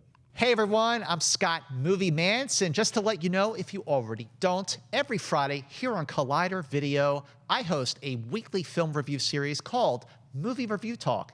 The title says it all. Every week I'm joined by two guest critics of my choice, and they're never the same. We review the new films. We pick something that's streaming that you might not know about, but is really great. And we pick a Blu-ray for something that you might have missed in theaters. It is fun. It is infectious. It is the Citizen Kane of movie review shows, and it's only right here on Collider with this guy, Scott Movie Mance, Mr. Movie Release Dates himself. Check it out every Friday at 10 a.m. Pacific, only on Collider Video. Welcome back to Collider Live, everybody. And we are giddy. We are giddy. We are super excited here, too. We have a legend in studio, and I'm not going to beat around the bush. Jean Claude Van Damme is here. Hello. How are you, sir? Hello to you, and hello to the audience. It is so nice to have you here. We've been buzzing about this since we knew that you were coming into the studio. You have a brand new movie, We Die Young, which is coming out, and we wanted to talk to you about that, obviously. We have so many questions that we have to ask. First of all, how are you, and how are you doing? I'm doing fine, but I'm here and there. Just came from Dubai. Was in Belgium, Dubai, Hong Kong, and Austria at Glock events. So I'm traveling around the world a lot for many years. Is that all promotion of the movie, or are you just doing a bunch of different things? Because you've got your hands in a lot of different pots. Yes. Yeah. What do you? So it's true what you're saying. Yeah. I mean, I'm an actor. But I like to also try to create some different types of goals, so I don't get bored in the acting hobby. Right. You know, because to me, acting became like a hobby, something I like to do. Like, for example, making a movie for like $1 million. Yeah. Like We Die Young, right? With young Hispanic actors. Good actors, and me giving my best with them, and they're trying to promote this movie as an action flick, right? But it's totally reversed. It shows a society like the MS-13. It shows like if you get born there, you're kind of stuck there, right? And me, I'm a guy who came out of a very traumatic shock. I was in the army. And I met those guys because I was one day I was sent by Sony to Texas to see people coming back from Iraq when they are burned. So they go to the clinic. and I go to their room. We talk together. They're very strong because they are on some drugs and products, you know. And so we talk about everything. But for them, look, I open them. They open their heart to me. They talk about, you know, I'm from the Midwest and I was doing karate. My father was beating my mother, so I was kicking him, but I lost that legs, and I feel I can go back to army and fight. Right. And I see that. So Sonny is telling me, come on, next room. I say, hold on. You bring me here. No, only talk about those people. That's okay. So I'm that type of guy in that society. Imagine the movie, right? Yeah. And drugs are expensive. So in that area, they can give it to me, first of all, so I can leave. And I have a relationship with a kid working, a MS-13 kid who's giving me the drugs. Him and I have a relationship. And he said, hey, man, you should stop that shit. You know, you're going to die one day. I cannot talk. So I've got no way to communicate with him except with a phone. I see. You understand? Right, yeah, and this boy has a little brother who wants to be in the steps of his big brother. And big brother doesn't want him in the life. And then you have Recon, who's like the boss of the MS-13, who has a daughter, a sister who's handicapped, but she's beautiful. So every time you see this tough guy looking for the cops in his marriage, then you look at his sister, his eyes are like melting. He loses everything. He's ready to do everything because the coyotes hurt their family. So that's their vision, right? But they're tough. They're mean. They're this, they're that. This their code of honor. And then you have those two kids who are almost adopted by Recon, and Recon trusts that kid, but something happened that should not have to happen. The young boy, the brother, wants to become MS-13. And then the shit start. Right. It becomes very big action movie. Yeah. So I don't know how to tell you about this movie, but my director said, please, JC, we work so hard on making this so real to show the society what it is in that type of area. And I'm using you as a guy who cannot talk because you're very good with your eyes. If you feel something, you love something, you can produce this love, right? So this is, to me, the movie We Die Young. I mean, that's the movie. It comes out in select theaters on demand on March 1st. You know, I was struck by something you said because you're an all-time... You know, like theater, they're going to open, what, 50 screen? Yeah. 100. It's nothing on the market. So this movie will not make noise box office-wise. But if that movie was released like 1,000 print, like a Warner Brother, or like a Lionsgate, but they're trying it to, can do big damage. Well, but because it's, you know what I'm saying? Sorry. Mark, go ahead. And it's on demand, and so you have that audience that you can reach in a different platform than you used to. And you talk about how you look at acting as a hobby now. I mean, you're an all-time great action star. You're somebody that I used to go to Video Update and rent your movies, and then I could get into them. Like my mom took me to see Hard Target, and that was the time when I wore denim for a year after seeing Hard Target. Still wearing it now because I felt like that's what Chance Boudreau would wear. And so I see all these movies, and then you matriculate further and further in your career, and it seems like you are somebody who has adopted a sense of humor about who you are, and you can laugh at yourself and not take yourself so seriously. You're able to do that when you want to, and it seems like there's like Steven Seagal is on Mars right now. And you're able to look back at your career and have fun with it. Have you always had a sense of humor about yourself, or was there some sort of a turn that happened in your life when you said, I need to not take myself so seriously? I love your questions, by the way, but it's all about culture. I left school when I was like kind of 13, love to work. And at school, you learn what you learn of at that time, right? So I sold some flowers on the street because my father was a florist. Yeah. Then I did martial arts. So I grew up with How old were you when the you blacks, Afro-American guys, right? And the Arabs. How old were you when you started martial arts? Around 11 years old. Okay. So those guys were kind of taller than me, 16, 17. I was frightened, frightened. And I came to their club and they adopted me. But, I received some whack here and there, right? So I grew up in an area, Middle East, believe it or not. Yeah. So I understood their culture, and Afro-American, but black from Africa. They're very happy. I mean, here too maybe, but different there. They have nothing, and out of nothing, they make a sunshine. Right. You have to go to Congo, for example. We never talk about Congo. We talk about Syria, but Congo has so much misery. Yeah. And beautiful country. So those people are with me doing karate, and they're very flexible, you know. And then from there, I go to America. I opened a gym first, made some money. My father helped me because he made money with his flour, and he gave me a loan. So I opened a gym. I made good money. Yeah. And I decided to go to the States.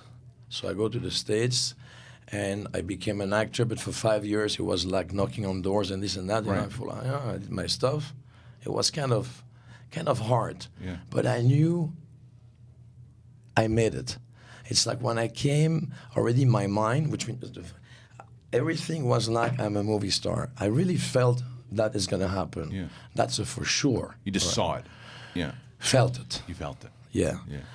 Yeah, you see, felt it. Anyway, frequency, they have different way of seeing it. Yeah, yeah. People with signs will understand me, and you too soon. But, so then I go and I get tired of the business.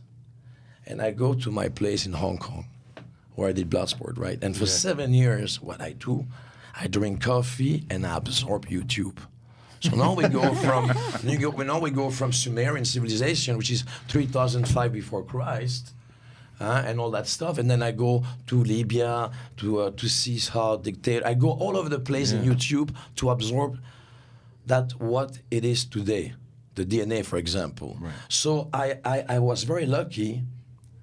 I became famous, and then I became instructed at the time I'm supposed to be instructed.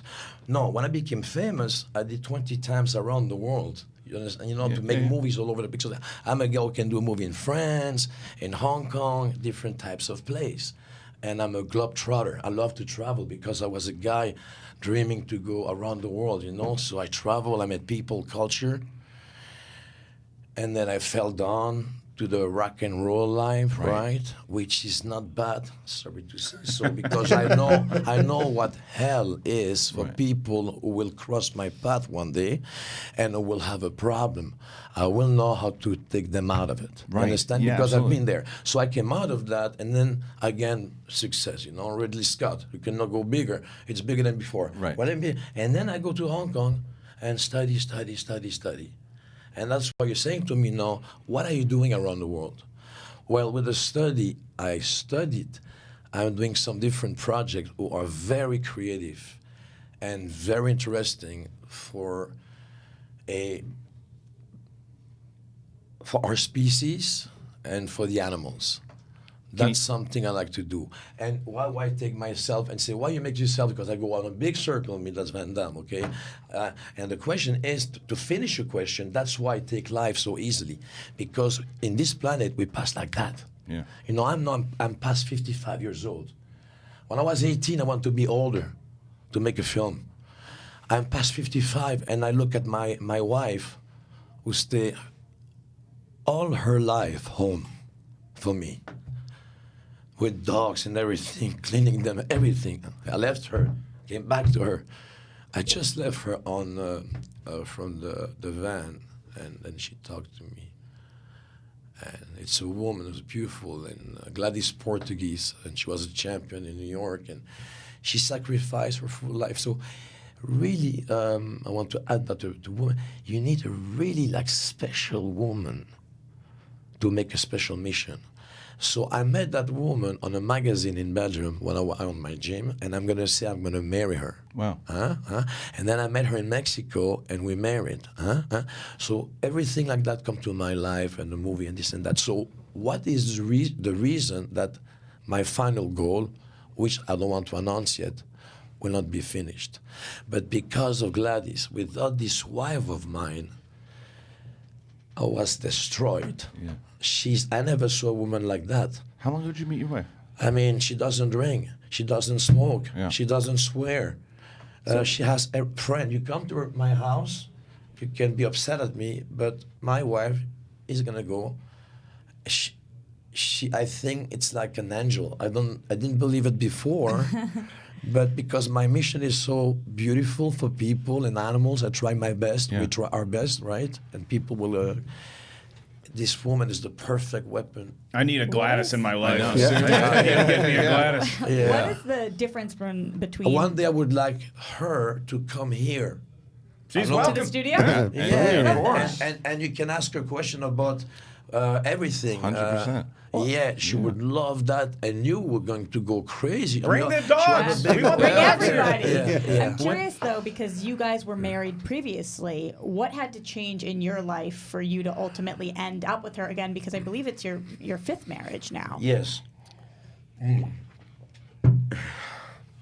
got me. The coffee. Take that extra second. Yeah. You know, in our DNA we have those genes that we don't want to admit, but it's like it's an excuse, it's a law, it's a paper. Am I Muslim? 4 wives, kids, I accept that. All I'm saying, Gladys, I met her and I was with her and I succeed with her and she held me 1,000%. Then I became a star. And you start to travel and travel and travel. And your wife cannot travel with you. And you have that male DNA inside you that when you see a woman and she's got nice eyes and this and that, you just say compliment this and that and you fuck up in a way, right? Right. Then you get into something, and out of that became Nicolas, my son Nicolas, who's beautiful, he's painting. He has an exposition in Hong Kong. He's amazing, blonde, blue eyes. And the woman I married, I said to her, what type of baby do you want? And she said, blonde, blue eyes. And I wished that, and he came out like that. Now he's with us, with the family, with Gladys, with Christopher, with Bianca. So I don't know if it's a mistake, but he's so brilliant. Like his Christopher, I've got a very special family. Yeah. I mean, Christopher, Bianca, has to come back a little more here because she's kind of maybe bipolar like her father, but she's brilliant. And Christopher, my son, like everything detail, is changing the bike, and he's got a script called Neil on Noon with different universe. He's very into Lucas. When he was 13, he was looking at so he's very.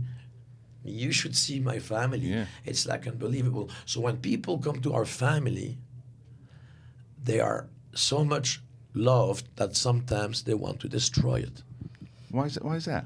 I don't know. These are in our genes, bro. Yeah. When you see something so beautiful, sometimes you want to destroy it. It's the negativity that's just put into humans in general, you think? Or Ellis and stuff like that. I have a secretary who's got a beautiful girl, Lauren. You talk about beautiful, I mean beautiful girl. And she was into a group of girls who were doing needles, heroin. Say, come on, try. By jealousy. Why we have jealousy in our life? So she took the needle. This girl now is almost dead. Now she's in jail. Hopefully she'll come back out of it beautiful. But that girl was amazing. Right. So why? I don't know. It's not because of a president. It's because of our genes. Some people are envious. That means they want what I want from you. Working hard. If I see a nice car, man, I like this green, beautiful car. I'm going to work hard to have in yellow. Or you're jealous, which means this guy's a nice car. I hate him. Right. So the situation is like that. It's life, guys. Yeah. You know? Well, I do want to go back to something you said before. Sorry, I No, it's please. like I don't want. I'm a different guy than all those actors. No, you know? and well, you said you traveled the world. You globetrotted. Was Pittsburgh your favorite city you ever shot in? Yeah, we had actors. They have to be more honest. Yeah. Actors, they have to be more honest.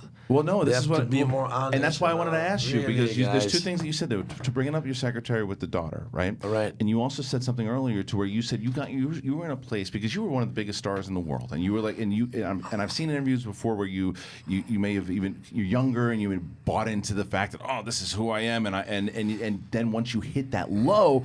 Did you ever try to talk to the daughter? Because like you said, you were in that low. Did you ever try to have a conversation with the girl? Oh, man.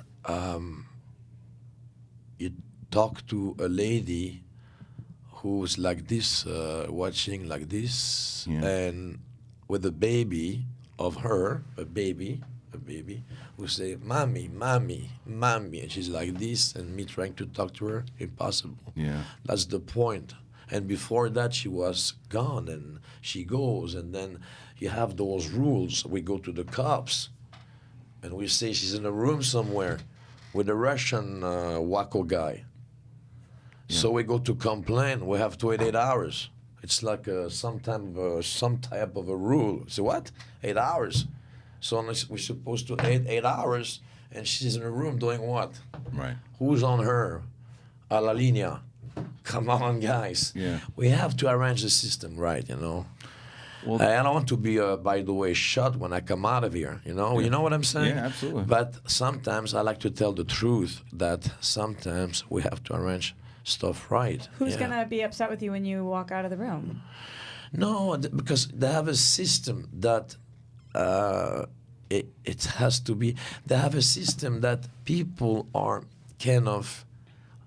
You guys today here in California are scared. Men and women are scared to talk to each other. In France, I can go to a girl, "Hey, you have a nice robe. You're so beautiful. It's summertime." You know, she's going to turn and say, "Thank you." Why? I mean, she's a woman. She dressed to be beautiful.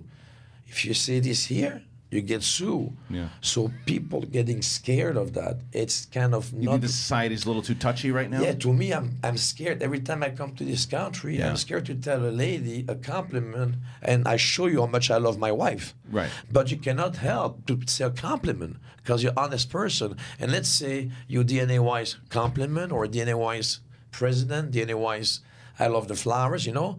Some people love people. Right. So when I see people, I go into their eyes, and I want to understand their life. Yet they have a rich life.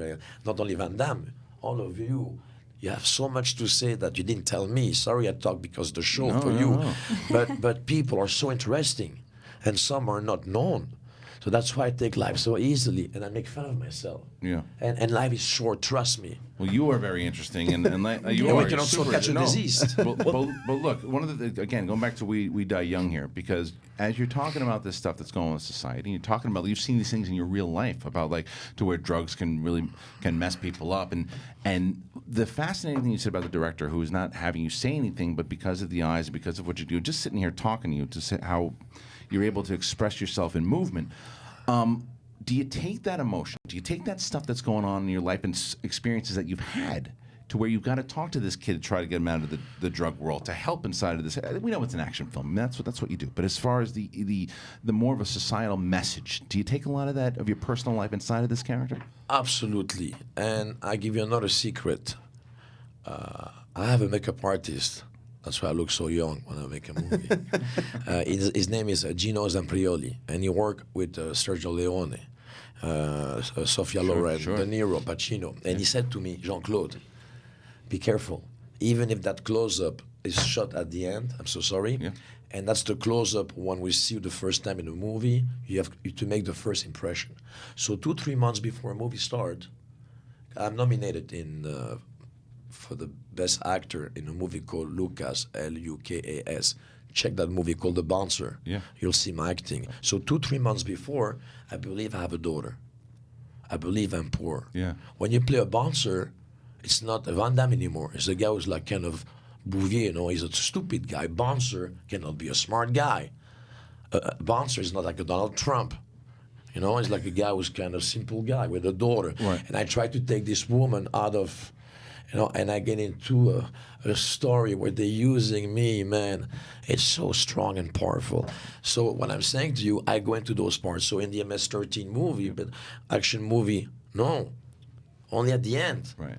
Brilliant, by the way, with music and a marriage at the same time. It's not an action movie. It's a piece of art, be honest with you. And those kids are so good actors. Those Hispanic kids, they're so real. I bet you, because my director is crazy, for sure, we did have at least 60% real MS-13 on the film. Wow. Wow. You know from the tattoos. Yeah. Look at their faces and look at their acting. Yeah. You know what I'm saying? Look at the background. Look at them. Just look at them. The movie comes out March 1st on demand. I Hey, by the way, I understand something. I want protection. Gangsters are no good. We just did go in a movie to show what's there, what's in their life, what's in my life as a soldier, and the end of it. Right. It's just a movie, okay? Understand? Yeah. So I love everybody in this planet because we all have something special.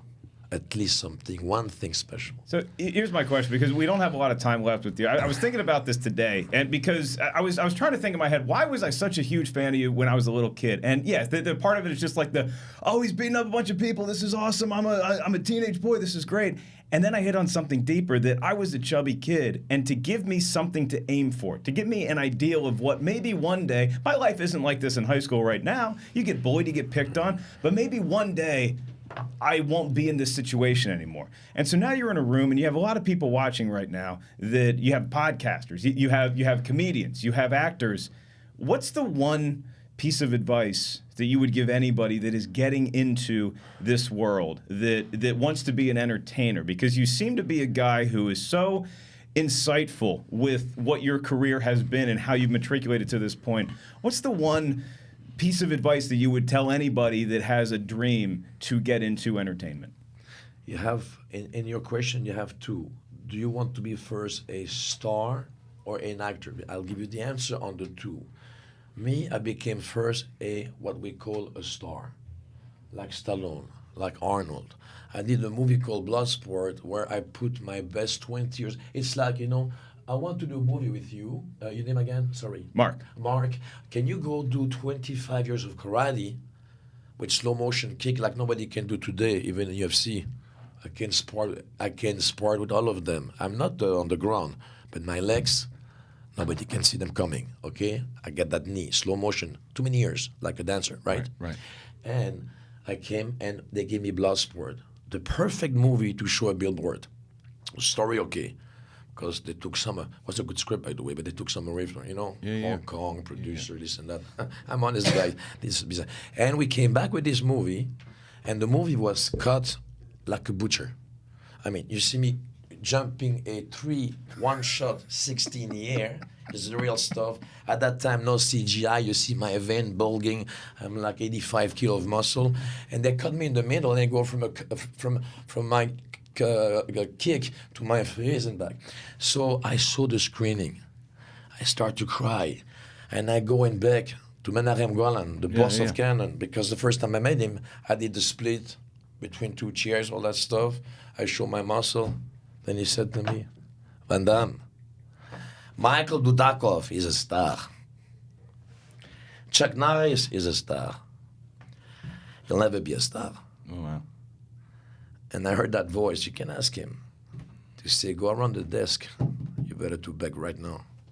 So after 5 years of being here, doing all kinds of jobs, sometimes stealing food to survive, when I made love to a girl and she take a shower, I take her phone, no iPhone at the time, to call my parents to tell them I love them.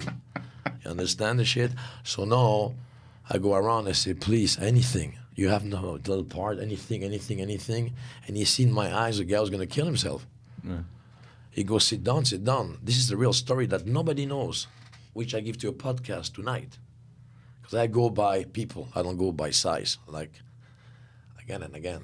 I think after, I go I love you guys, so I give you everything. So I go around the desk. He said, please sit down, because I don't want to tell you the scene, what happened when I did go around the desk. It's too strong. But he said, please sit down. And that company was booming up. And he said, you want a glass of milk? I said, yeah. You want some cookies? I said, yeah. Put, you think, and they go, Karen, bring me Bloodsport. And then he go like this. He go, you want to be a star? And he take the script down. You're going to be a star. Like that on me. And he said, you have a green card?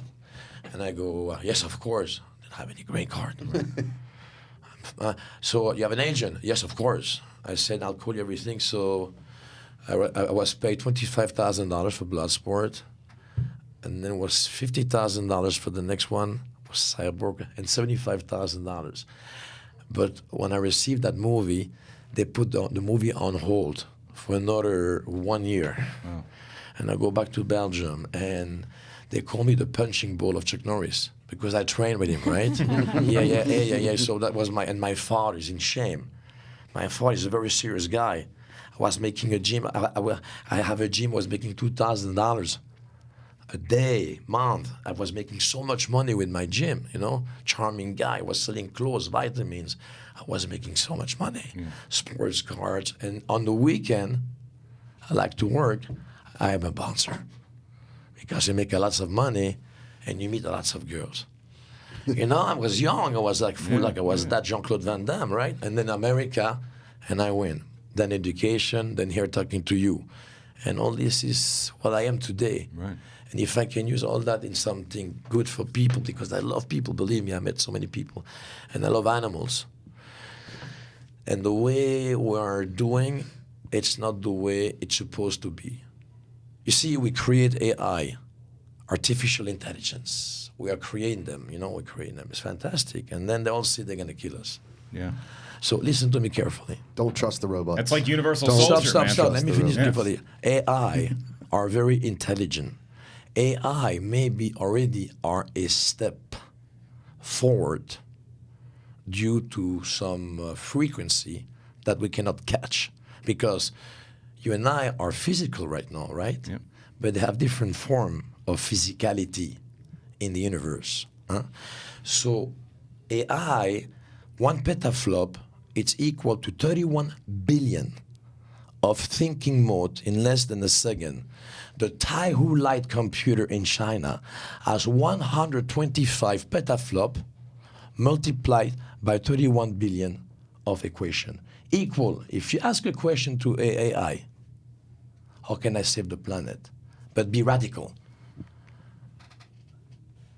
You receive a paper and you have the solution. America has it on the Summit computer. Tahula had it. AI is the future. We have to trust them, and we have to believe that they're capable of loving.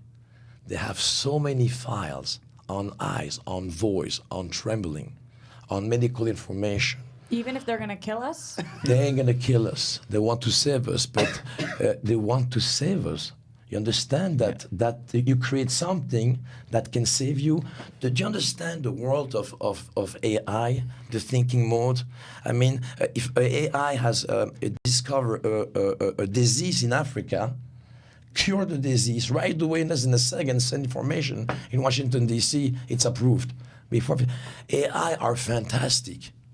Believe me, I'm a big lover. Listen, there's so much I wish. In fact, they are listening to us. I know. Look, there's so much of this. This actually fascinates me, and there's so much I want to talk to you. Unfortunately, you have to leave, and I hate that you have to leave because there's so much I want to talk to you about that, because that's a very interesting thing that you just brought up. We got to have you back. You got to come back. Yeah, we need you to come back, because I want to finish this conversation. I got to lose you, but We Die Young. Once again, guys, it's on demand March 1st in select theaters. You are an absolute legend. Thank you so much for joining us. Thank you to you guys. Today. Hey, but one thing, yes, I talk so much. I interrupt you. I'm so sorry. But I felt like ventilating the truth. Glad you did. I'm glad you did. You can always come in here, and I don't want you to vent. apologize. You do not apologize. There's a pleasure. We are fascinated by you. One more thing. Yes, America gave me the chance to be a movie star. I came as a Belgian kid. It's one of the best country in the world because people are creative, like Disneyland, like Blade Runner. I mean, they're very creative. I mean, they came. It's a part of creation. You have to be a little more knowledgeable about what's going on in Europe, in Russia, in China. I live in Hong Kong, so I love the world. But right now, I should not say that, but America is doing very well economically. I'm on the outside. I talked to my father. I talked to some financier. So as a businessman, you have to know that Donald Trump lost 30% of his 10 billion, 3 billion up because he's trying to protect the island he created called Manhattan with $1 million. And I love everybody, but I just want America to be rescued financially so people can work again and love each other again. So I'm not a big fan of that president or that president, but this guy right now is trying to do a big accounting job to make your country back into shape. I love China, I love Russia, I love Europe, but all I'm saying, be clever. America is doing well right now, and better and better and better. I love you. Well, thank you. Jean Claude Van Damme, We Die Young. Guys, when we get back from the break, we have a lot to talk about. But once again, thank you, sir. It was a pleasure to have you. We Die Young, ladies and gentlemen, March 1st. I may never work in Hollywood again. No, you will. Bye-bye. I'll get to go to See you after the China. break. Bye-bye.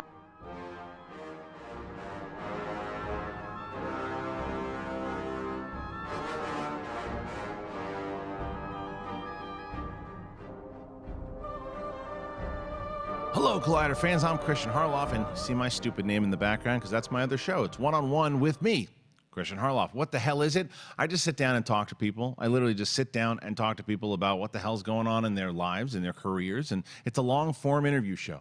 Originally, it aired on Collider Video as far as the YouTube channel goes, but we moved it on over, and it's on the Collider Video podcast, Collider Podcast, on YouTube. Go on over there if you want to see the video and to see the pretty faces that I'm talking to. Had some great guests over the past.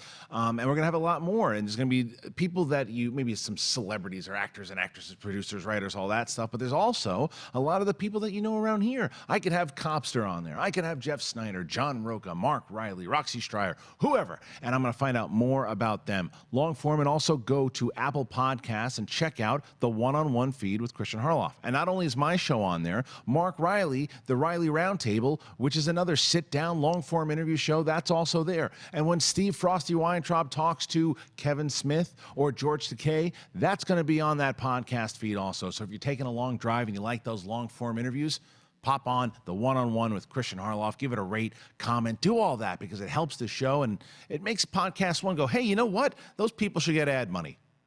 Oh, hi guys, it's Perry here, and I am going to tell you about The Witching Hour. It is the show that I host along with Collider.com's Haley Fouch. It is in podcast form on the Collider Factory feed, and we also have the video up and running every Tuesday for you right there on the Collider Podcast YouTube channel. We talk about everything horror. We're talking TV, movies, the newest releases. We talk about movies that are celebrating anniversaries. We've even talked about books. It's crazy. If it is scary, we are talking about it on The Witching Hour. We also have so many filmmaker interviews, really cool stuff. It's all coming your way every single Tuesday on The Witching Hour. Check it out.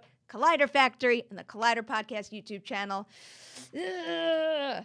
Hello, Collider Live. My name is Amy Dallin. And I'm Coy Jandro, and we host a little show we love called Collider Heroes. And it is all of the things we love about movies, TV, comics themselves, all the breaking news, trailers, photos, but not paparazzi photos. All of the superhero stuff we love, all of the indie comic stuff we love, all the stuff you had no idea was based on comics. 80 years of comic lore have led to this show, and many years in film and TV, and we're living in a golden age of comics, and we want to share all of that zeal with you folks. So we talk about the stuff that's coming out. We talk about what we hope is coming out. We do fantasy casting of things that should exist. Why don't they exist? And we do your Twitter questions asking directly to us what we think of certain things. And every single week, since we both actually love and read physical comics, buy and print, we have a comic pull list where our 5 biggest favorite books of the week come out, and we dive into those with you guys. You can buy digital. I'll forgive you. As long as you're paying for your comics. It's all good. But if you buy in print, you can bag them and board them, and then they're worth more later, because comics are like certain things from the 90s that are totally worth the value. Buy comics, buy in print. Digital's never worth anything later. Buy in print. Keep comic stores alive.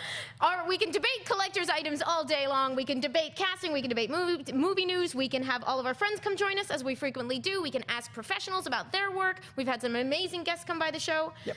We try to have catch it every Wednesday. That are on these properties that also love comics. You hear what it's like from their perspective, from inside, from outside, and this is all with the focus of bringing all this news to you guys. And we're here every Wednesday on Collider, and we love this stuff and want to share it with you guys. We'll see you then. Hey guys, Reilly here, and let me tell you about the Reilly Roundtable. That's right, they gave Reilly his own podcast. The Reilly Roundtable is on its new home, and that is One-on-One with Kristian Harloff on the iTunes feed for Podcast One. It drops every Thursday. The Reilly Roundtable is a little bit about everything. It's about movies and life and movies and everything in between. I like to have on special guests for discussions like Justice League versus Batman v Superman, for discussions about wine tasting, for discussions about UFOs, and everything in between. That's right. The Reilly Roundtable drops on Thursdays on the One-on-One with Kristian Harloff podcast feed and later on Collider Video's own podcast video network. So check it out every Thursday, the Reilly Roundtable. See you there. Hey everyone, this is John Roca. You know me as one of the co-hosts for Collider Sports Time every Monday on Collider Sports YouTube and podcast channel. But we got another show on here. That's Collider Sportsbook. Josh Macuga, the Wild Man, he hosts that one. I join him on those, and they're a lot of fun. We break down the lines and the predictions with the over and unders. A lot of stuff going on for all the NFL games and some select college football games as well. We do that every week. We also do special ones on Thursday nights for those Thursday night football games. Let you know where to put your money, what bets to put down, who to go with, who not to go with. We give you a lot of information, and we give you our thoughts. You know, Josh Macuga, he does it by the gut. I do it more from the statistics point of view, and every once in a while, Mark Fernandez even joins us to throw in his 2 cents on the Thursday night sportsbook. So there's a lot of sports action here on Sports Time, on the Collider Sports YouTube and podcast channel. Join us there, subscribe there, definitely on the podcast channel. We need your downloads, subscriptions, and views there. So give us some love on Collider Sports, and we'll talk to you soon.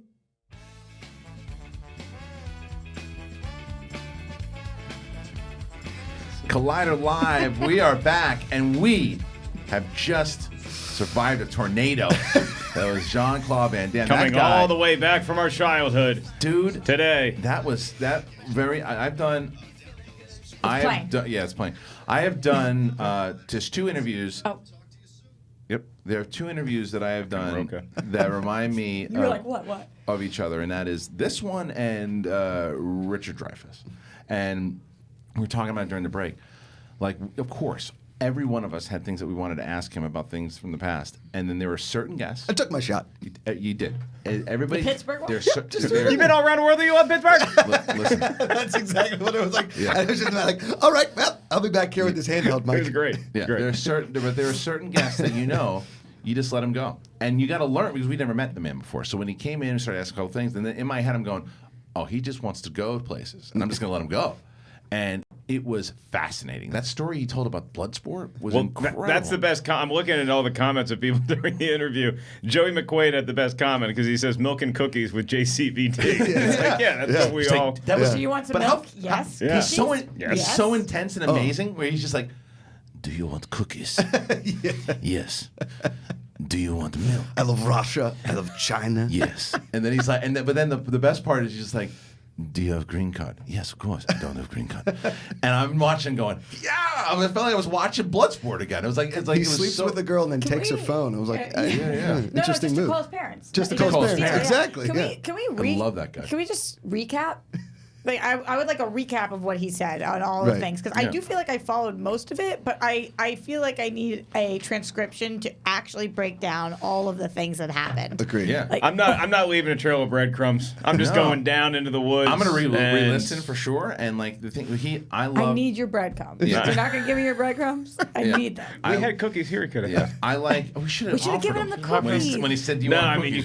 you can't. Give me some milk. Yeah. You just let it go. No, you couldn't. Yeah. Because we all tried at one point to. Because it was funny because they were saying I guess no Lionheart questions. Only one mention of Hard Target, and then he kind of shunned you off. Dude, he was not here to talk about that. No. He was here to talk about his movie, and he wanted to talk. Us. But he wanted to talk about other things, and he said it, and I really appreciated the fact that he's like, I was in a mood to be really honest, and you guys are getting it, and I was like. Great. By all means. By all means. It was fantastic. It's an honor to have him in studio. Yeah, man. I mean, to really have that kind was. of conversation with Jean Claude Van Damme, just have him shooting his shit about everything that he's passionate about. I mean, when he's breaking down and talking about his wife, I mean, that was a great moment. Of all the things I thought I was going to be able to ask, of all of the questions in the world, I did not think I was going to ask him about his 5th marriage. But it just he was talking about. You're able to get that one out. Yeah. Well, I was curious because if you're married to somebody and then you're not married and you have another wife in between, then you get back married to her and she's the angel and the love of your life. Yeah. What, I know he's had a crazy history, but like what How? Yeah. No, but I mean, the thing that I take away from that is that it's just like you never know if you're going to get a chance to meet your childhood heroes, or if you do when you're an adult, what it's going to be like. But just the fact that, you ask a question and it goes 9,000 different places, and that's fine. But just the fact that you got to express how much this guy and his movies meant to you. He knew your name by the time he left. Age. Yeah. It's just that's what means everything to me. So you can talk about AI, you can talk about Trump, you can talk about all over the world. It's like, yeah, that's all great. I got to tell this guy how much he had an impact on me at the most crucial point of my life. So that's pretty cool to me. He said he liked your questions. He said, remind me your name. He said Mark. He said Mark. And then he did his best he could to answer the questions, which is then he awesome. said, Mark, so you take karate for 25 years. And I'm like, dude, I made it 3 weeks. Okay? Once we had to do push-ups with our fists, I was like, this is not. Yeah, but he brought up AI towards the end. I got my don't trust robots, and he gave me the eyeballs. I was like, not trusting him, Jean Claude. Not trusting him. I thought he said that they were going to kill us. So No. I heard you say he referenced I caught the kill us thing too. But a lot of people, he said a lot of people think that, and to where it was. I don't think, Kristian.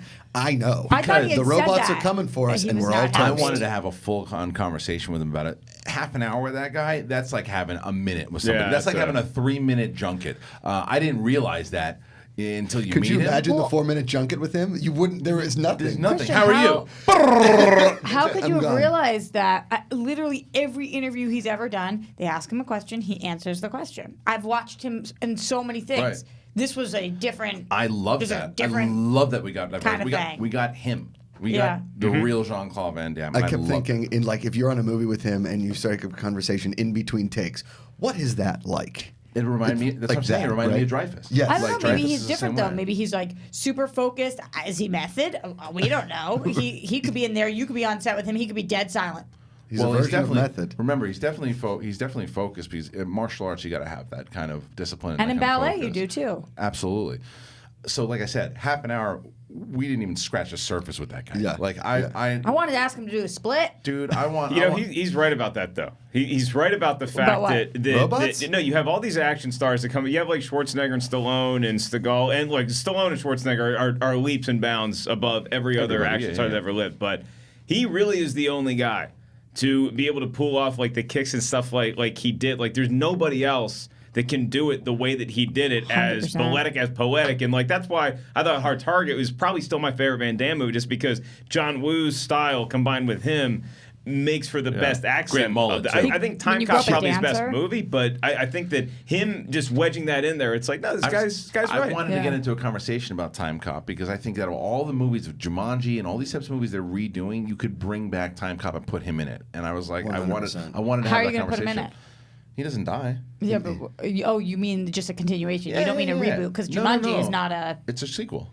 Jumanji. Every one of Was Jean Claude it? Van Damme's movies Jumanji's a sequel. could be continued and sequeled. How? I agree with What do you that. I want more Lionheart, Hold on, more we're Death having Warrant. two conversations here. So, Mine doesn't matter. well, yeah, it's just to let you. Jumanji was a sequel. I saw the original. I saw this one. How is it a sequel? Jumanji's a sequel to the Robin Williams one. They find so after the game washes up on the on the shore, the kids find it, and then it turns into the kid who found the Allens. But nobody's in it. I'm saying it's but it's hard. but it's a But continuation you're trying of to the put lore. him in it. I'm saying, how are you going to do that? I don't know. I didn't write the I book. think here's the thing. Jumanji, Robin Williams would have been in the new Jumanji if he was still alive. Correct. So you can put Van Damme in a new Timecop. The only issue with Timecop is that we were talking about it this week in Arizona is that Timecop The Future is 2004. Right. We're already time traveling. We have self-driving cars, so you got to massage that a little No, bit. it'd be but- 2000. Well, it's 20 years later. It could be like 2024. Yeah, I know. Yeah, We but didn't have self-driving. Anyway, the point is, I didn't get a chance to ask him. Nothing. But You like Pittsburgh? Cool. Right. Nino, I like your movies a lot. That's it. When I San first Diego's high school football rule. Shut up, Van Damme, I love you. When I walked in, I was like big fan, and I said my name Josh, and he's like Joshua, and then he kind of made me like, should I start calling myself Joshua? Like, should I just go away from anything? Doubt Josh? everything you've ever Just known. doubt it all. Listen, man, half an hour, not enough for that guy. I need wrote 3 hours. puns that I was going to ask him for his movies, and I was like, "Would you like to do a movie called Bard Target, where you're now a Shakespearean actor?" And that's sudden death, where everybody goes deaf, and he's the only one that can hear, and he has to save the world. This is my point. My point is that we didn't know who he was. Correct. Like Right. as far as a person goes, when you knew 4 minutes in, you're not getting in that list. I'm not sure that if he comes back, we know who he is. Yes. Or we might get something totally different. I found out a lot from I think that's the real guy we Oh, got absolutely. there. I'm just saying, I think that he can roll with different punches. And, Right. like, if you wanted to do an interview where that was the thing, I think he would You play do ball it. with that. Yeah. I do think so. I think you need more time with him, though. Yeah. I think you'd have. I think we had After 2 3 hours. hours, you'd get 2, to 3 that. hours. For you would Him, get his that. wife, It's amazing. his bevy of we dogs. need to bring in his wife. Yeah, He wanted said, us I to. want you to bring in my wife. Let's bring in his All wife. welcome. Yeah, And the dogs. All right, but I do want to move on though too. We're gonna. What are we talking about? Well, I want to hear from the audience. I want to see thoughts on the interview, what they got out of it, what they thought of Jean Claude Van Damme. Make sure you call in today and hashtag Collider Live like you always do. Make sure, by the way, if you haven't done this, subscribe to Apple Podcasts, and we're on Spotify, so make sure you do that as well. It's very important. Even if you watch every day, go ahead and subscribe to us. If you're Spotify, or if that's how you listen on Android, if it's on Apple Podcasts, do it. Leave a comment. I'm telling you, it helps a lot. If you're artificial intelligence, yes, we welcome your ears. Yes. Sure. That's what they're called. But don't you dare think I'm going to start trusting you just because Jean Claude Van Damme said I should trust. They the are guy. listening, though. They're listening. Yeah. Oh, I would have liked to get his thoughts on because Elon Musk, not a fan of the AI. Oh yeah, no. because if you heard him on Rogan, they talked about it for a while too. Good. Okay, let's move on to some news. Is Reilly in the booth? Well, Yes, Wait, I thought we were going to hear from the fans. We're going to. Oh. But that's I set him up. Did you go Van Damme on this situation? You kind of just flipped it. No. I set it up and I gave him a hashtag. Let's hear it from the fans. Riley, we got news? Oh, Elon Musk's job's at risk, and Jean Claude Van Damme is not. No. Right. That's the difference. Jean Claude Van Damme would jump kick Sorry, you can AI, go to the no booth. problem. The joint. No, you can go to the booth. Okay, thanks. Just wanted to get my thoughts. Okay, you guys can run the show. What's going on in movie news first? Then we will turn it back to the fans, and whether it's phone calls or hashtag Collider Live. Riley, anything in news that we missed? No, I just want to talk about Jean Claude I Van know, Damme. right? It's crazy. Did you listen to the whole thing? Yes, I there? did. What Listen to was the the whole booth? thing. What was the booth like in there when that was going on? I'm very curious. Well, it was fine. It was when it went long, and he had a hard out, and literally the publicists were like, "We need to go in there," and I'm like, "Let's do it. Let's do this." I heard And some then rustling at the door back There there. was a little bit of rustling. But, I just don't know how we were fine. Kristian was supposed to how are you supposed to get him out tried to earlier? wrap it up 3 times. Yes, Yeah. well, I noticed. Yeah. We've done this dance a lot. Yeah. You gave him a wrap-up question. I gave him a wrap-up question. Just one piece of advice. was it. And Yep, and then you guys threw out dates too. Like, all right, this is when it's March 1st. Yeah. He didn't care. He wanted to talk. No, but and that's the thing too. And publicists know that too. It's like, look, we got a hard out, but it's like it's not. It's the guy's going long. I think they were aware that we were trying to wrap up. They had a hard target, but they Riley- didn't get the hard out. I do feel bad though, because a lot of people in the office were, I'm sure, dying to take a I picture know. with him. Riley, they knew that we were trying to wrap it Yeah, up. it was magical. Good. Everything. Good. All right, Well let's done. there's nothing else going on in news? Yeah, there's What's going on with one this big microphone? thing that Laura Schuler-Donner, who is the producer of X-Men, she's talking about shows and whatnot for television. She just confirmed that Kevin Feige will be looking for a new Wolverine.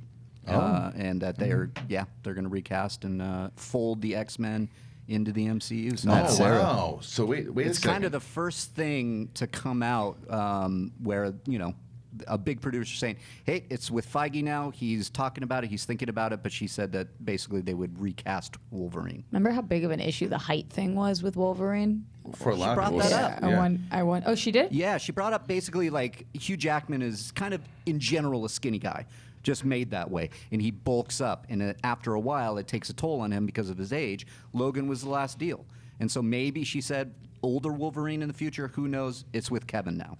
Wow, that's cool. I mean, you got Macuga short and hairy. Yeah, I think Matt Serra should get himself in there. Are you short? I mean, Maybe 5'10". Yeah. How tall are you guys? 5'10" and a half. Little over 6 feet. Wow, you're all the same height to me. Yeah. Well, yeah. We're the same Klitschko person. was the same height Klitschko's too. the same height. The only wait, who was the one that? It doesn't matter. All right. But as far as Wolverine goes, going back to MCU, I think everybody knew that once Shaq. the Fox. Shaq's huge. Roxy Striar. I'm with you. No, you're not. Once She went Van Damme on I know. it. Once Wolverine was bought over from Fox, I think that we knew that they were going to get it eventually, and I think fans knew that once that deal was happening. Him going back to the MCU, the X-Men going back to the MCU is huge. But there's only one question. What? There's only one question.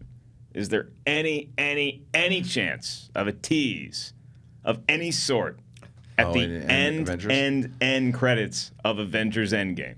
I think no chance. But there's this other guy. Yeah. And his name's Scott Summers. And then boom, fade to There was black. some rumor that Wolverine, that Hugh Jackman had shot something, but this kind of goes against everything that Donner just said. I mean, you would probably have a Professor X in there, if anything. You just have some dude roll up in a wheelchair that's bald, and we're just lose our minds. You mean from behind? We just see the back of the head? Yeah. So I wouldn't put it past them to do anything like that because again, look, this is the MCU. This is something that has been so precious for the last 10 years, and the better part of the last 10 years could be ending in the last week of April. Yeah. And there's going to be plenty of things going on, but do you try to set something up more than just, hey, don't worry, we still got Spider-Man, we still got Doctor Strange, we still got Captain Marvel, we still got Black Panther. Is there something more that you want to set up at the end of Avengers Endgame?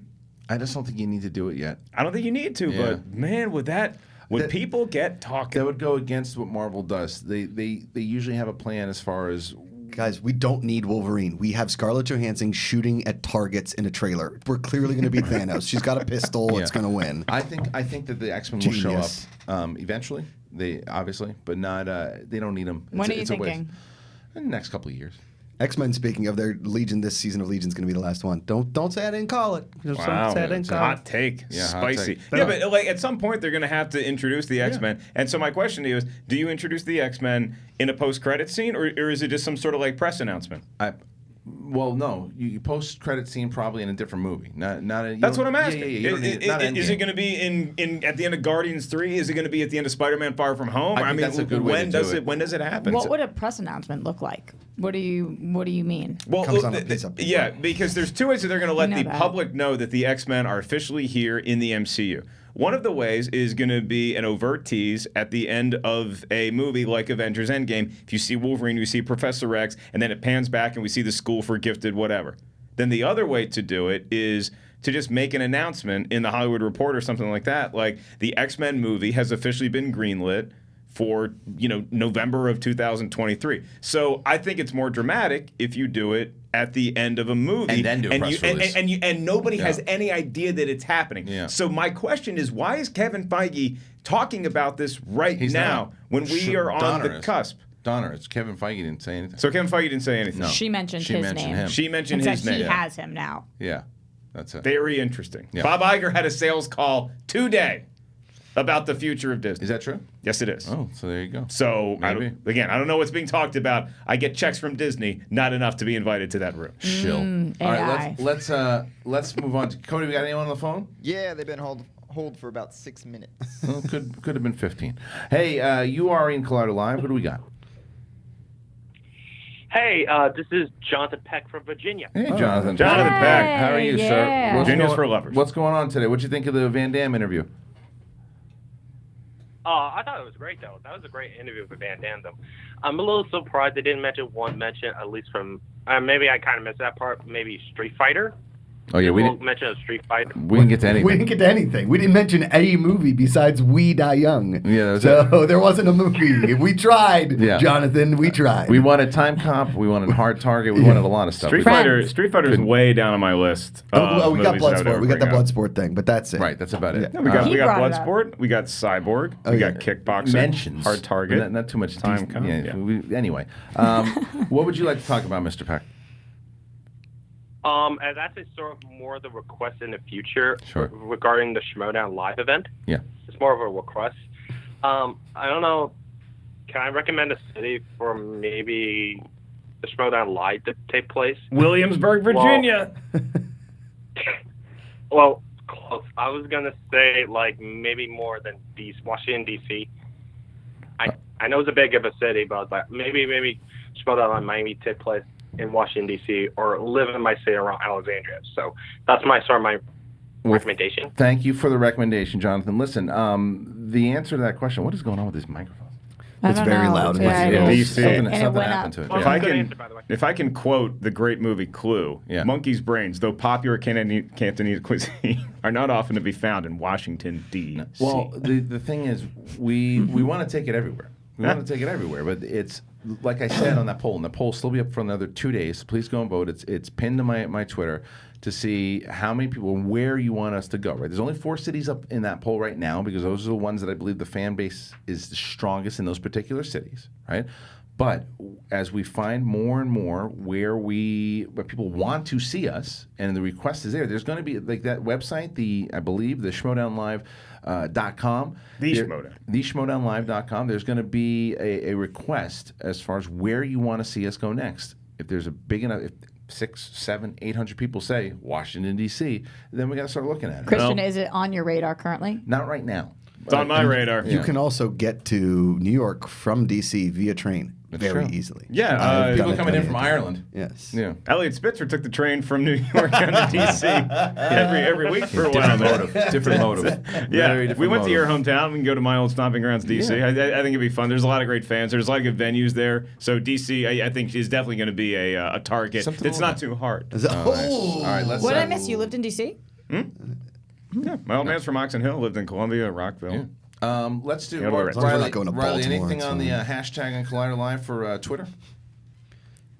Yeah, I mean, there's a ton of Jean Claude Van Damme. What do you got? It's like, I just pictured Reilly in there with he's got like we're a show. He's got a robe on. He just dropped his coffee. That was the exact what I'm way gonna do. that 14-year-old Mark Reilly sounded when his mom walked in on him. Yeah, Mom, we got some news. No, it's just a better Homes and Gardens. Crap. Reilly, Close the door. Close the door. what do you got? Close the door. What do you got? There's a lot of questions on the Star Wars title. Apparently, everybody thinks it's dropping today. That's what we heard. Yeah, there was. Why? What are your thoughts? Because there's like 18 messages. Well, here's a The question. Force be woke. The question we can piece this out. Woof. We can piece this out on the podcast Stay woke. channel. That will the episode 9 title drop today? Kristian, why are people asking that? Where's the rumor coming from? Because the sales calls today. I'm telling you, this is big stuff. Sales call is today. Yeah. That's one.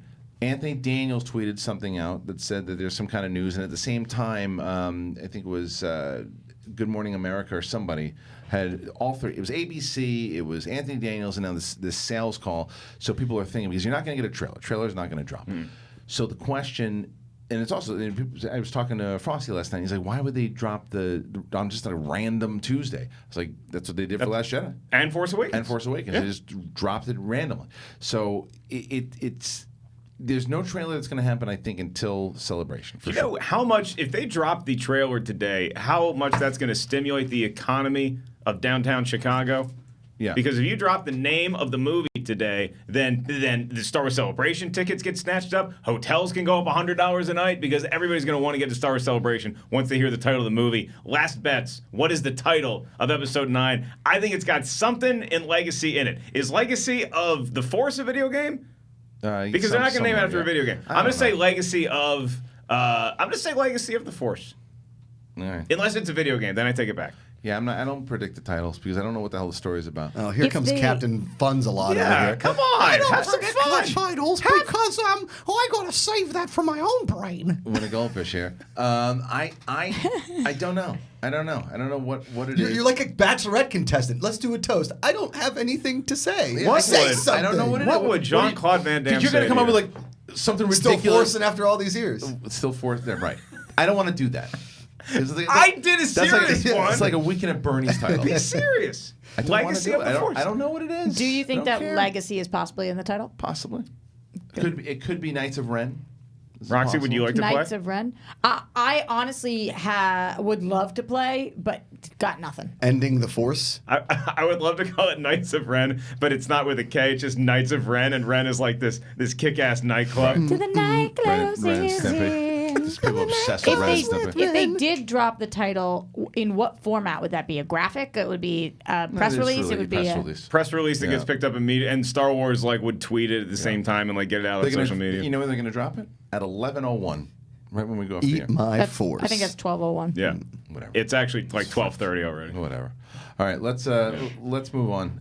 Get another phone call to there, the Cody? end of the show. It's like 12:15. No, yeah, close Skype because we got a show in like 5 They minutes. were way past. It's We're 12. Oh my God! I didn't realize the time was. The light never went on. That's true. Light never went. Light's supposed to go on 2 minutes before we're off. Star the air. Wars Episode Didn't go on. 9, the light didn't Thank come you. on. Now it goes on. All right. Boom. Well, apparently we were supposed to be off the air. So guess what, guys?